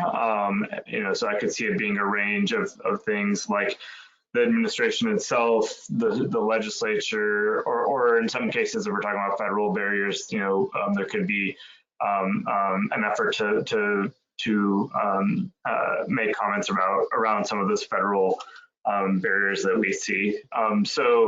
I think it'll depend on the nature of items that are included. I think we see the MPOs more as a partner in the development and of whatever work product comes out of that working group, and less recipients of the recommendations, but more part of the group that develops them. Thank you, Darwin. We have a comment from Jillian from RCTC. 6.2, while we welcome CalSTA and Caltrans organizing a working group to discuss equitable roadway pricing implementation, ultimately, the regional and local agencies must maintain autonomy as it currently exists in implementing congestion pricing, particularly on tolled facilities on which agencies like RCTC have incurred substantial loans to construct the multimodal facilities. The next comment is from Warren Whitaker. For 6.2, important to ensure effort does not negatively impact ability of RTP SCSs to meet GHG emission reduction targets.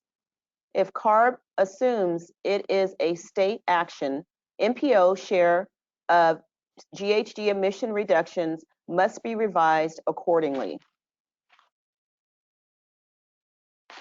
Leslie Caton from SCAG says, thank you all so much. Regarding 6.3, how would the project evaluation framework be applied?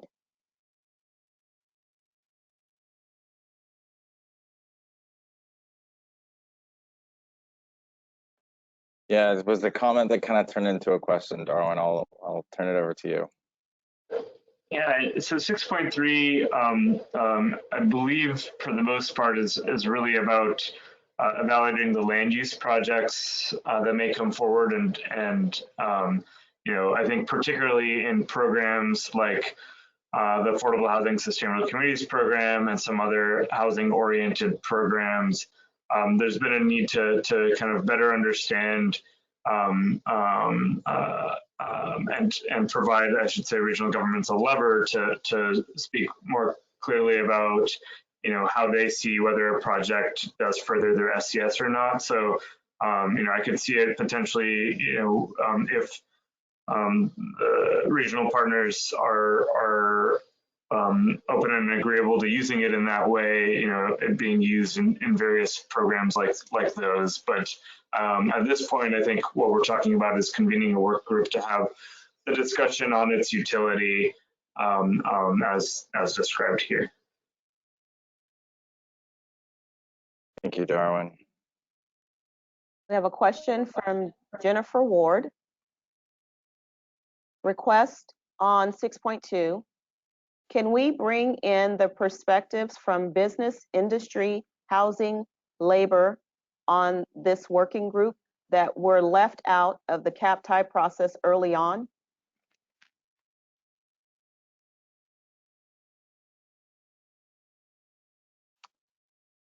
Darwin, I'm not sure if you want to respond. Sounds like a comment framed as a question, so yeah. Thank you for the comment. We'll take that into consideration. Okay. Next comment is from Warren Whitaker. For 6.3, please expand participation to include county transportation commissions, especially for self-help counties. Next comment is from Amber Krabby, from the Public Policy Manager at the San Francisco County Transportation Authority. We strongly support 6.2, and in particular look forward to working with the state and other state stakeholders on the future roadway pricing working group. We hope local jurisdictions already advancing ideas like congestion pricing will have seats at the table to bring our local experiences to bear. In particular, our identification of funding and legislative challenges that may be preventing these types of projects from advancing. We have a comment from Mike Bullock. Mike, you are unmuted and free to speak. Yeah, my question is about S6.2. And my question is, why couldn't the roadway pricing working group include parking to be a roadway and parking pricing working group? Climate action plans do address free parking and car parking policy reform and that need to reform car parking. So the working group could provide leadership in terms of specifying a suitable car parking system. Now, I have presented a peer-reviewed paper on this topic. So my question is, would you like to see the Air and Waste Management Association paper that I presented, which completely specifies a car parking system, which would work for all types of parking, you know, on-street, off-street, surface parking, parking garages, employee parking, the grocery store, apartment complexes. It's the exact same system. And so I wonder if you would be interested in seeing that. Thank you. Thank you for the comment. I think Darwin kind of responded similarly to say that the idea of parking would be a consideration through this comment period. And so I would say if you do have any materials that you would like to share with CalSTA regarding that item or any others, they are open to any comments. I believe on their website they have an email address where you could share that information.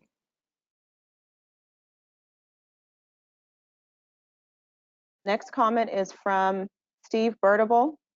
The road pricing activities in other states, including Utah, should be investigated. Ultimately, there will be need for national integration. Comment from Julian, RCTC 6.3. Part of an approved RTP SCS is the ability to prove attainment of air quality conformity using CARB-provided air quality models. An approved RTP SCS allows for the advancement of critically needed transportation projects that may not particularly reduce GHG, but do ensure the economic vitality of our residents and state while being offset by GHG reducing projects. 6.3 feels unnecessary. 6.1, RTC supports mitigation banks. Julia Jordan from the Leadership Council. I am concerned with the concept of a mitigation bank in 6.1. We are well aware of the different needs that rural communities, including many we work with, have for mobility, but this sounds like another problematic credit scheme that could exacerbate deep inequities that consistently burden the same low-income populations that deal with the public health, mobility, and air quality. No strategy should be allowed for the transfer of harm from one community to another, nor allow increases in rural communities that are offset by urban communities.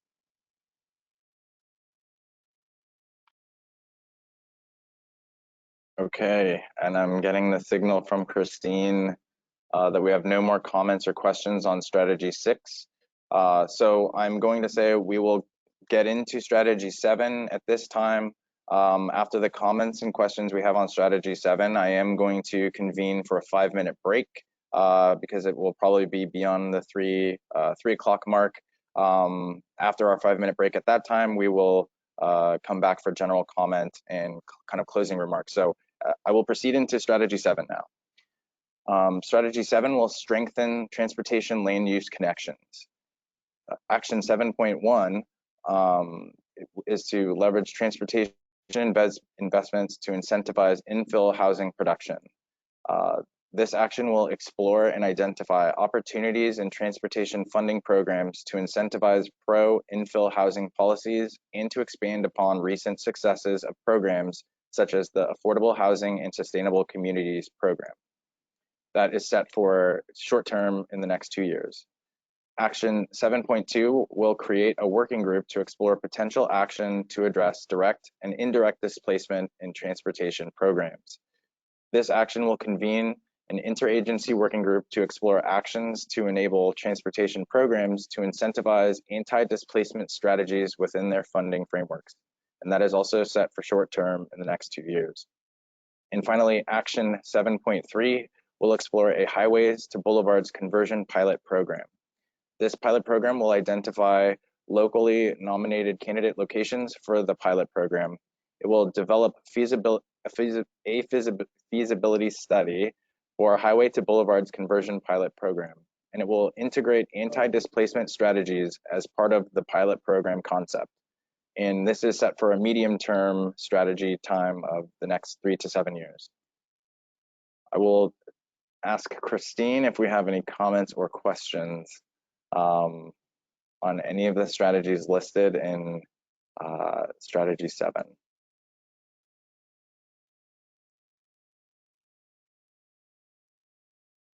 We have a comment from Mike Bullock. Mike, you are unmuted and free to speak. Yeah, thank you very much. I want to comment on S7.3. I happen to live down in Oceanside, California, and I don't know if you've ever been down here, but we have the Coast Highway, which is the old 101. And of course, there was a time when Caltrans wanted to take that 101 and turn it into a freeway. There was a bit of a reaction, thank goodness, and that didn't happen. So now we have all the little towns that can still be there. And just as a historical note, when Caltrans saw all that opposition to turning our 101 Coast Highway into a freeway, they couldn't understand why we didn't want progress. They offered an alternative, and that was to put the freeway out on the beaches, and that's really true. But anyway, more to the point, that this Coast Highway was discussed. We had a process that took many, many years. And what was been approved by the city of Oceanside is to turn that old 1950 design highway, 2 lanes south, 2 lanes north, parallel parking on each side, to be a road diet. Take 4 lanes, turn it into 3 lanes. You have turning in the middle, and every intersection where you have signalization, we would save many, many lives by replacing those signalized intersections with roundabouts. And it's all approved by a 4-to-1 vote after a lot of us worked pretty hard to make that happen. There was an awful lot of fear, as you can imagine. We had facts and the other side had fear, and it was a tough debate, but we won that 4-to-1. So we're just looking for money. And so it seems to fit in with what you're saying there. And then I think we're talking about history. I think we should talk about what San Francisco did. If you search on freeway revolt, you'll find that the Embarcadero Freeway was an elevated freeway, just very lovely, separating the financial district from the bay. And when I say lovely, I'm kidding. And they planned and to take it down. And yes, the earthquake kind of sped things up, but they did vote to take that down. And you know, people around the Bay Area thought, gee, San Francisco, they're crazy. They're going to take down a freeway and replace it with essentially a boulevard that you can cross, you know. So we have some history in the state of doing this, and I applaud you for having S7.3, and I think there's a lot of places you could do that, and I'd love it if you would come down and help us out here in Oceanside, because we're ready to go. We just need the money. Thank you for your comment, Mike. Next comment we have from Jillian from RCTC. Strategy 7 must incorporate jobs. California residents should be able to live in all different densities and be employed nearby, not just in dense urban areas. 7.1, the actions identified in Strategy 7.1 are suited for urban areas. Suburban and rural areas are not served well by these policies. The suggestion is to make that distinction in the text. Next comment is from Warren Whitaker. 7.1, this has potential to disproportionately benefit agencies with land use authority over transportation agencies that need cooperation from other agencies. For 7.2, important to include local transportation and transit agencies that are implementing projects, not just state agencies. And we have Jennifer Ward. Jennifer, you are unmuted and free to speak. Thank you, Jennifer Ward again, OCBC. First of all, I just wanted to add my support to the recent comments from Jillian at RCTC. We also agree that jobs should absolutely be part of the discussion and language as it relates to the transportation and land use intersection. And I just wanted to say more broadly on S7.1, you know, while infill housing is one part of the solution to California's housing crisis, it's certainly not enough. And I think this plan could reference the broader need to address California's housing crisis in a way that is in alignment with California's climate change and transportation goals in a much more emphatic way. Thank you. Thank you for your comment, Jennifer.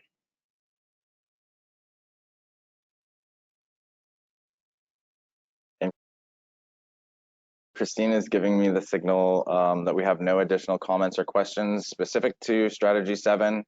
So at this time, I will round up in terms of time. Why don't we go ahead and take a break until 2:05, or sorry, 3:05, forgive me. And when we return, we will open it up to general comment or questions on each of the strategies that we have covered, or including implementation. So we will come back at 3:05. Thank you.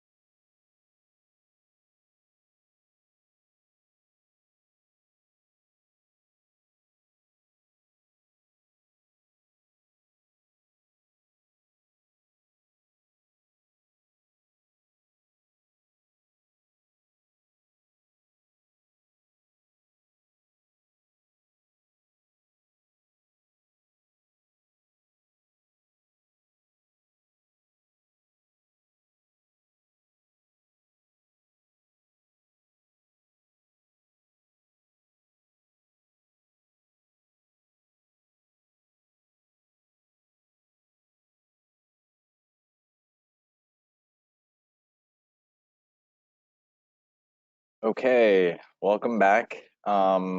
We did back up one slide because we did receive some written comments on strategy 7, and I thought it would be more useful to see this slide again. And then after the written comments that Christine reads off, we will proceed to general comment and hands that are raised. So Christine, please give us the comments on strategy 7. Yes. So this is from Jennifer Ward. Comments on 7.2, the request that business, industry, and housing voices be included in the working group defined in this strategy. Thank you so much for the opportunity to comment today, and we look forward to continuing our engagement with CTC, CalSTA, and Caltrans on this important topic. Comment from Julia Jordan. On strategy 7, we support 7.1 and offer that these could be required and include stronger incentives for jurisdictions with strong affordability requirements by right development of affordable housing in high opportunity areas and reduce impact fees on infill affordable housing projects. On 7.3, we support this and commend the agency for including a recognition and concrete action to start addressing the harm that racist planning and projects have had on communities that have been split by highways.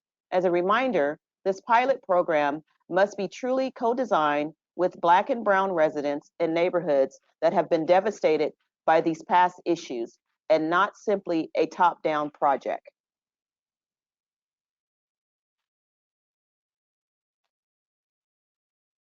And we have one comment from Steve Bertobal.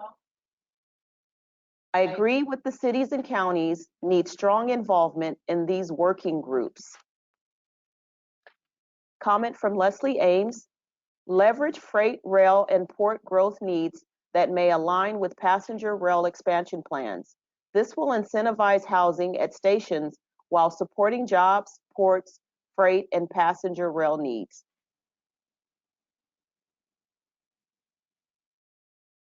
Okay, that exhausts all of the written comments we had on strategy 7, and now we will turn it over to general comment.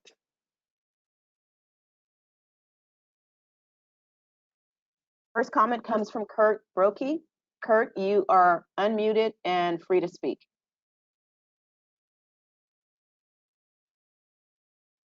Looks as though you're self-muted. Okay, thank you very much.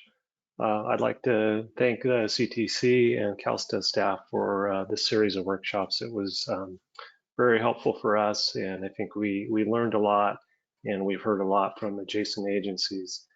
I did want to go back to comments that I've made before, just to reiterate and amplify a few things. As a planning and implementation agency, we're busy implementing our regional transportation plan, and that is targeted towards major reduction in greenhouse gases. And we really need the SB1 commitments to be there for those projects. That's gone through a public process, it's gone through a CEQA document, and we made commitments to implement projects both in the short and the long term. So again, we're relying on SB1 to really help us fulfill the commitments that we've made. And we're hopeful that what's been put in this document will not result in substantial changes to regional transportation plan funding. Related to that, one of the things that is not in this plan, but the whole California Transportation Plan 2050 relies on, is a significant investment in transit. And as a transit operator, we continue to struggle with long-term transit funding for operations in particular. So while it is a statewide, regional, and even a local strategy, funding for that is just very difficult to sustain over time. So acknowledgement of that should be put in the plan at some point, even though there may not be anything in SB1 specifically for long-term operations. And then just a couple more comments. I think we've heard a lot from our business community and counties in particular about inter-county travel needs for lower wage workers. And I think that really needs to be acknowledged. Those lower income households are commuting to good paying jobs, and we need to recognize that transportation infrastructure needs to be there to support them. Would also note that some of those corridors that those workers are traveling on really don't have transit options or bike options. They just aren't conducive to that. And so there may be no alternative but to look at some sort of capacity project. And then finally, I'd like to underscore the comment that was made about including the transportation commissions, the regional transportation planning agencies, MPOs, and businesses as part of the process and action plan as this moves forward. So thank you, Matthew. I appreciate your time. Thank you for your comments. Next, we have Matthew Baker. Matthew, you're unmuted and free to speak. Good afternoon, all. Matthew Baker, Policy Director for Planning and Conservation League. Thank you to CTC and CALSA staff for this second workshop today. I'll repeat it, want to reiterate statements I made Tuesday and our general strong support for the CAPDI recommendations. And we call on the CTC, like other agencies like Caltrans and CARB, that are moving to take formal action development of action plans in alignment to the CAPDI recommendations, that we ask that the CTC follow suit and make a formal commitment or resolution to update your program guidelines and project prioritization protocols in alignment with the CAPDI. Also want to lift up a few of the strategies discussed today. 4.5, and the discussion of Caltrans developing VMT baseline reduction targets. We think that is something the CTC should work with Caltrans and other relevant agencies like CARB to develop your own VMT reduction targets to help guide your project prioritization moving forward and offer mechanisms for measuring progress over time. Also wanted to discuss 6.1 and the exploration of VMT mitigation strategies. I think that there's so much opportunity for 743 implementation in the way we creatively and innovatively employ VMT mitigation. We do support the exploration of state and regional VMT banks. And I hear, of course, there's a lot of consternation around the new VMT metric for analyzing transportation impacts and how banks could inadvertently punish rural communities and just because there are perhaps a lack of transportation alternatives and distances are naturally longer. But I think that in the creative employment of mitigation strategies and allowing for interplay between land use mitigations in tandem with transportation projects, that there is so much opportunity to think about how we can revitalize rural main streets and enhance rural communities generally.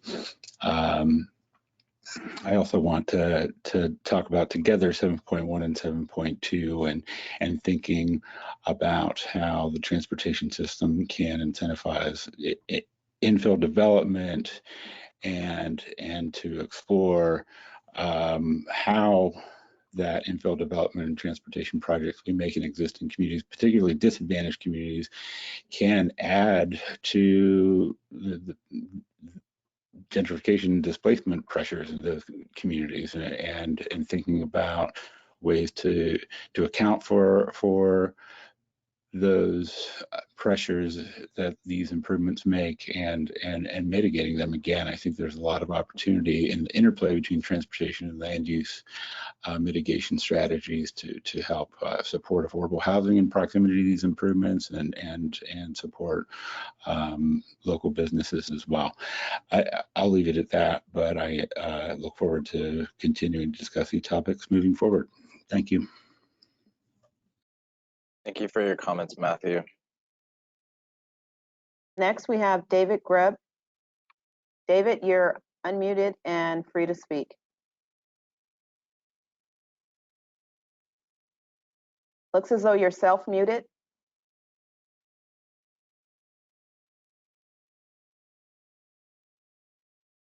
I'm unmuted now. I was quite disappointed to see nothing at all in the climate action plan about the telecommuting, telemedicine, remote education, all of the ways in which broadband connectivity is displacing traditional forms of transportation.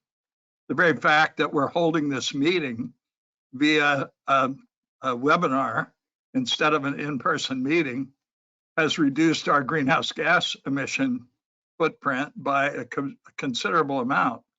I think really any comprehensive strategy for transportation infrastructure has to consider our communications infrastructure to be part of that. It's just yet another form of transportation. So I'm hoping a future version of this climate action plan will include some attention to that important component. Thank you. Thank you for your comments. Next, we have Jillian Guzzato.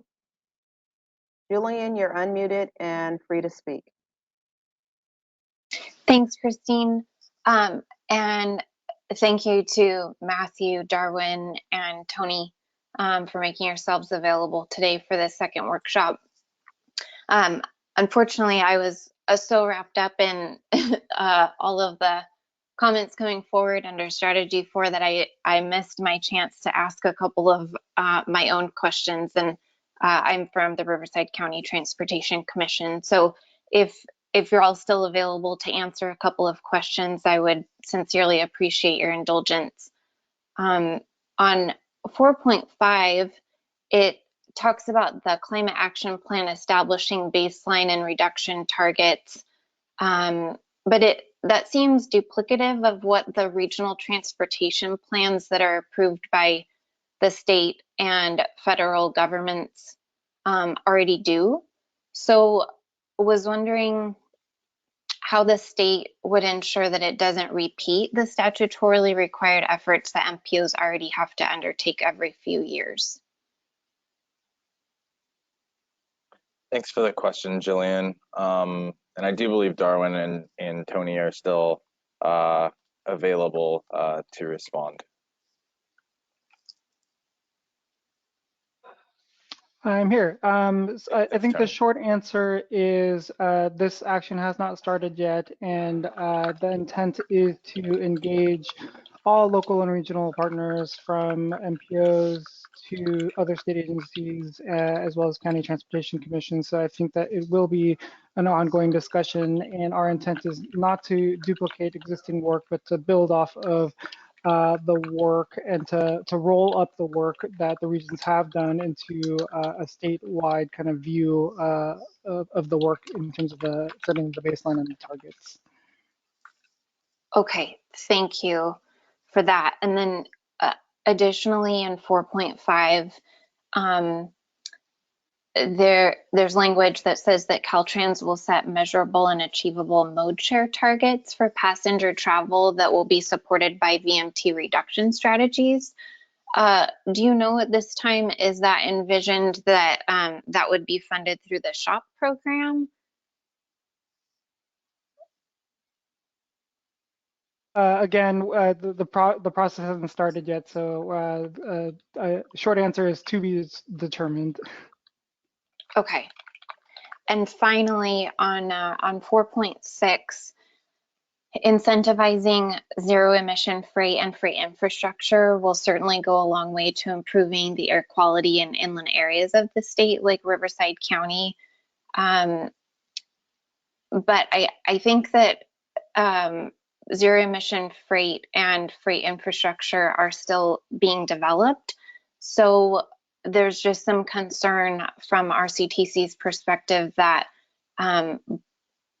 using the language that these types of projects will be prioritized, that freight funding would just end up being directed to a few very specific areas of the state and may lead to inequities in how freight funding will be distributed, and that inland areas that do receive a great deal of, that do have a great deal of freight needs will be left unable to compete for that funding. So just wanted to request your consideration of perhaps the wording on that to ensure that inland areas that typically do receive and process a lot of the state's freight and the country's freight, that we're not penalized for perhaps not being able to, not being the ones responsible for kind of cleaning up that industry. Thanks so much. Thank you, Jillian, and thank you for that last comment. Next, we have Mike Bullock.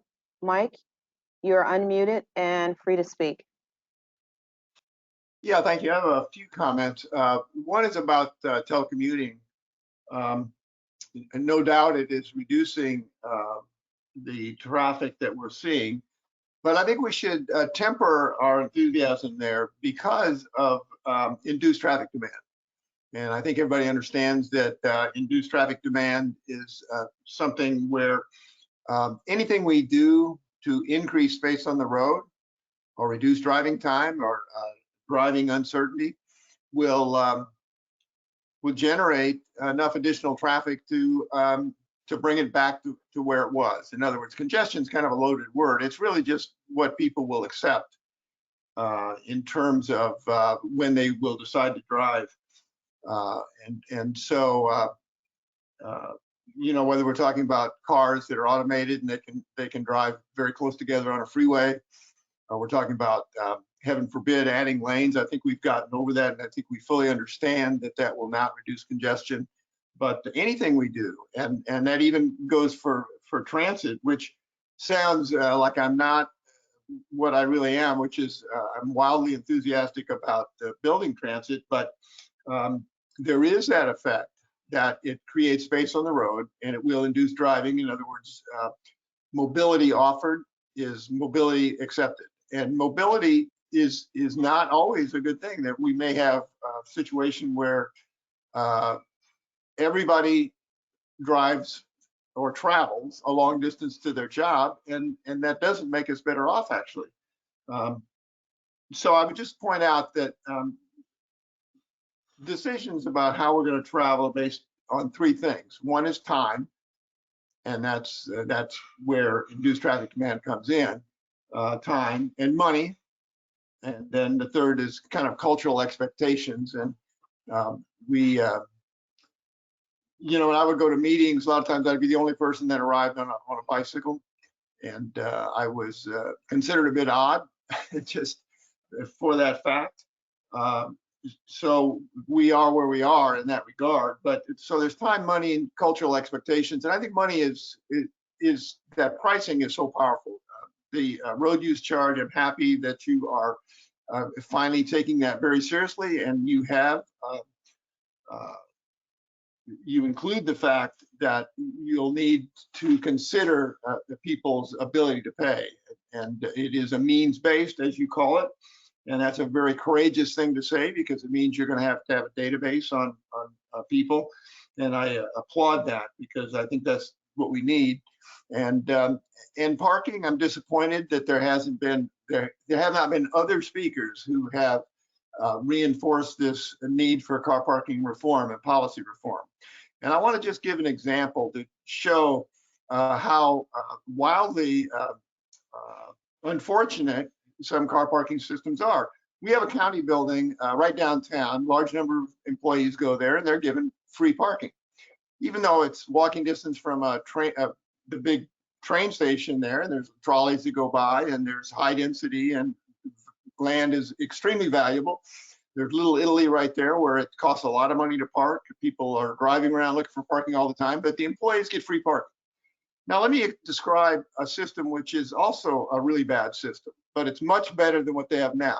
Let's say they just said to each employee that was getting free parking, how would you like $250 a month this month, and you won't get your free parking. And each month you can make that decision, $250 or your free parking. Well, no one seems to think that's a good idea. There's no support for that. And I guess people think that $250 a month, it doesn't matter. But to some people, that could put food on the table. That actually is, you know, you want to look at things through an equity lens. Free parking is, that system they have is not very good. Now, how would they pay for that, $250? Well, it's easy, because those parking places that would be freed up by people that would rather have the $250 could earn $350 or $450 or $500 a month, because parking is really valuable down there. So this is the county, and they have a climate action plan that they've been working on. It's going to be, it was probably 8 or 9 years ago. Their first plan was found to be in violation of CEQA law. It was rescinded, and they went through the whole process again. A good car parking system was proposed in great detail, and it's been rejected up till now. And so I think that between CARB and the California Transportation Commission and the California EPA and so on and so forth, we the people need some help, and equity is important, and hundreds of dollars a month could be had by people that just, maybe they can't afford a car, maybe they don't want to drive, and they're fine people, they're good employees.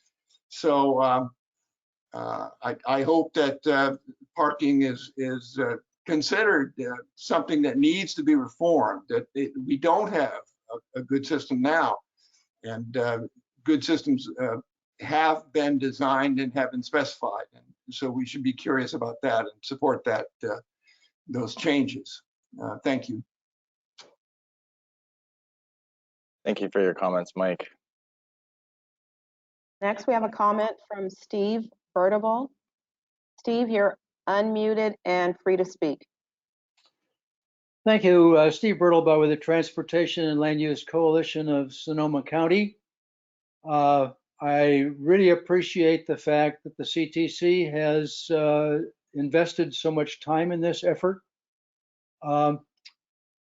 And time is the problem with us right now. I think this whole process, while it adheres to normal times, doesn't work very well for us in an emergency, and climate is definitely an emergency. We were told in 2018 by CARB that we needed to reduce our driving by about 30% by 2030. We haven't been very competent in that respect.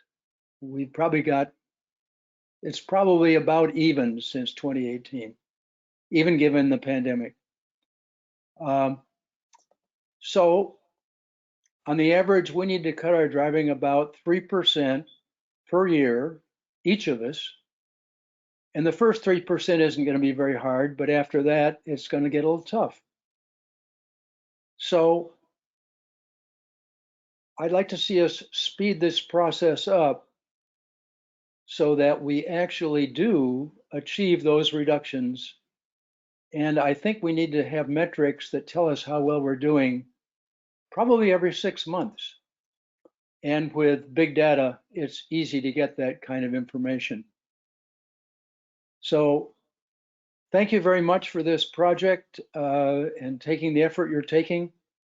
But let's move it along at the speed we need to, given the emergency we have. Thank you. Thank you for your comments, Steve. Next, we have Will Barrett. Will, you're unmuted and free to speak. Hi, thank you very much. Will Barrett with the American Lung Association again, and just wanted to make a brief comment to kind of summarize the day. It really is important from a public health and air quality perspective that the CAPTI process moves forward.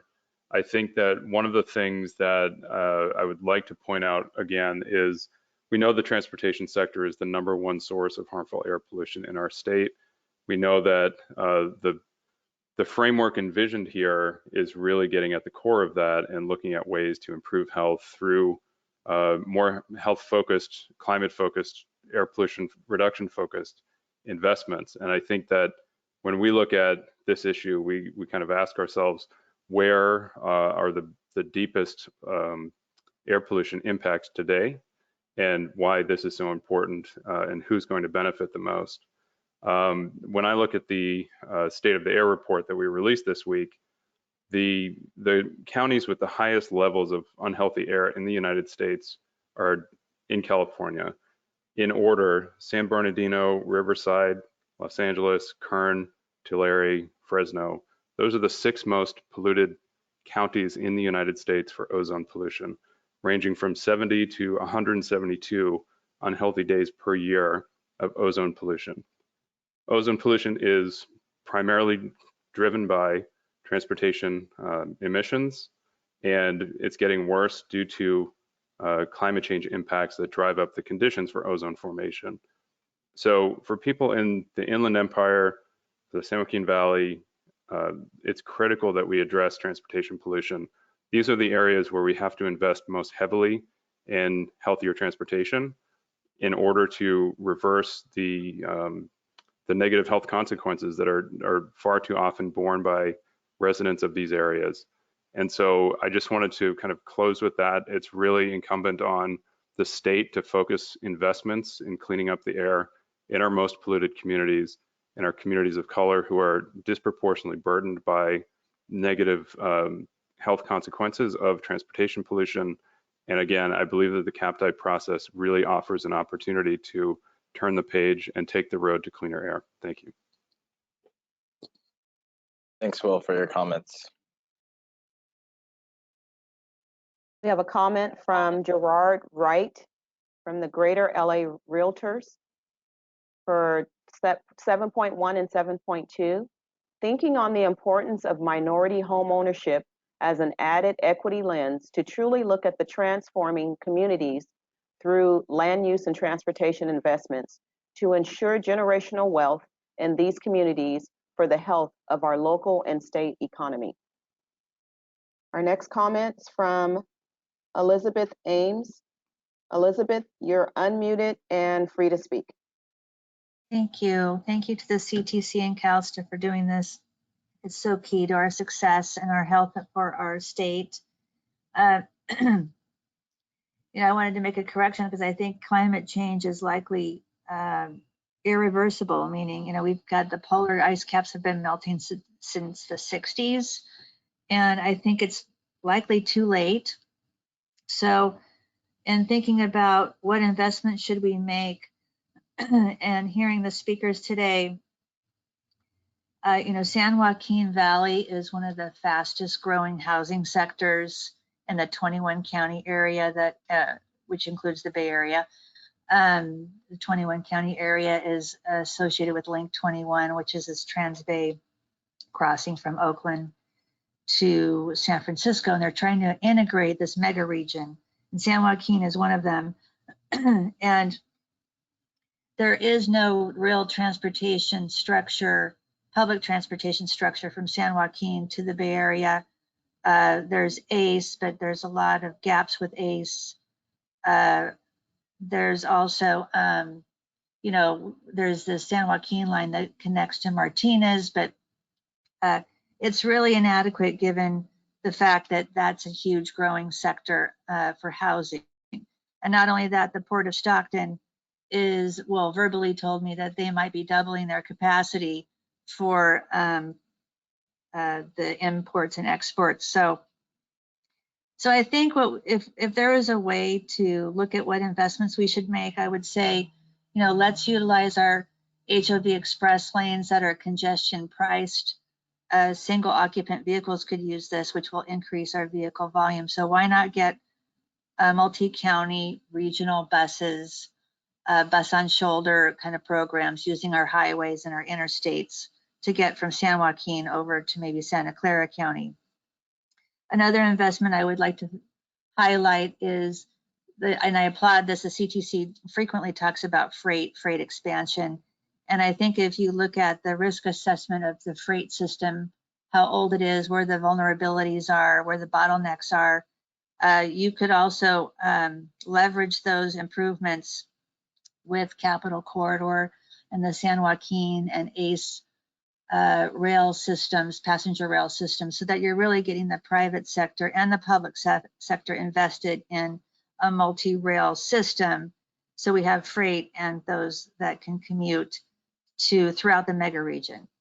So I just wanted to thank everyone for doing this work today and look forward to also, finally, my passion would be to try to conserve the natural resources we have. They're going to be so precious, water quality to the wetlands. And I would like to see the climate action, or the sea level rise and the climate changes incorporated, into this transportation plan. I don't know how they're going to do that, but I guess it starts with stakeholder meetings. So thank you again, Matthew, and everyone. Thank you for your comments, Elizabeth. We have a comment from Mara Toomey from the Association of Monterey Bay Area Governments. Strongly supports addressing climate change and appreciates the state's leadership on this issue. Success will require creative, flexible, pragmatic, and collaborative solutions to address the unique challenges and opportunities of each region. Regional flexibility is key to developing a balanced, multimodal transportation system that meets our mutual goals of reducing greenhouse gas emissions, increasing safety, promoting a vibrant economy, and enhancing mobility while respecting the differing needs of urban and rural communities. We have Will Barrett. Will, I'm unmuting you. Okay, I guess.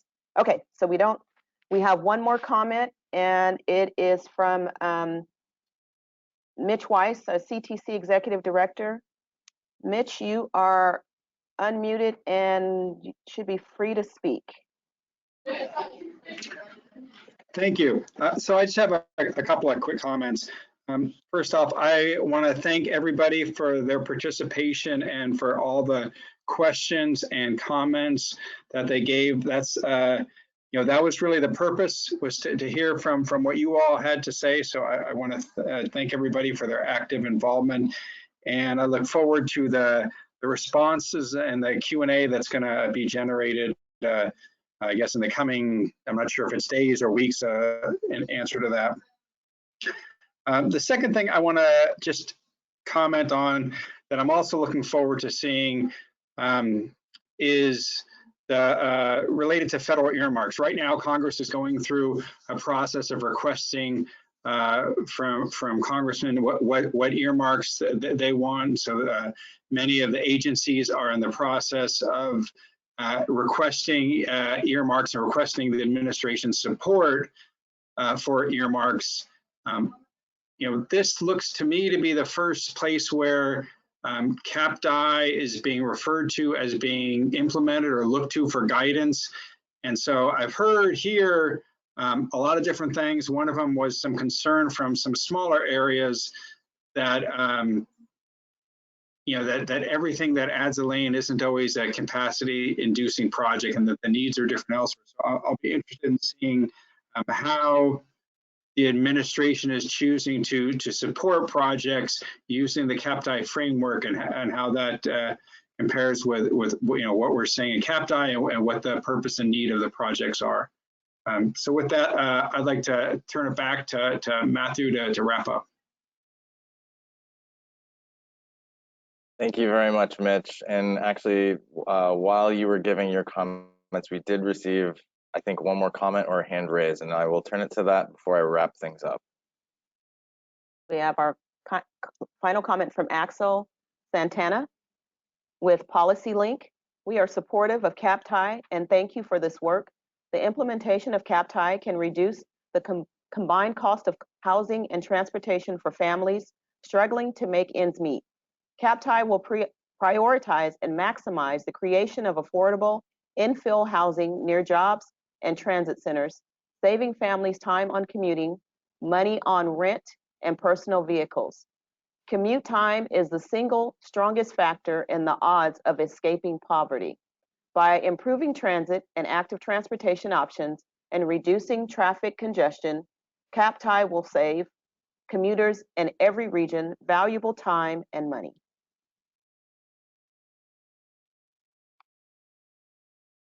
Okay, that resolves our general comment component of this workshop. I do believe the next slide, yes. So I just wholeheartedly want to thank you all for participating in this second CAPTI workshop this afternoon. I really want to offer a special thank you to Darwin Musavi, Jeannie Ward-Waller, and Tony Dang for assisting in responding to some questions and comments over the course of the last two workshops. In closing, I'll reiterate that we will be summarizing the comments that we've received over the course of these two workshops, and this will be presented to the Commission as an informational item at the May 12th and 13th CTC meeting. A recording of this workshop will be available on YouTube, and our first session is actually already found on our YouTube channel. I do believe the next slide has contact information for each of those that have spoken. In case you do need to follow up on any comments or questions that were made through the course of this workshop. And at this time, again, I will thank you all for participating, and I hope you have a wonderful weekend.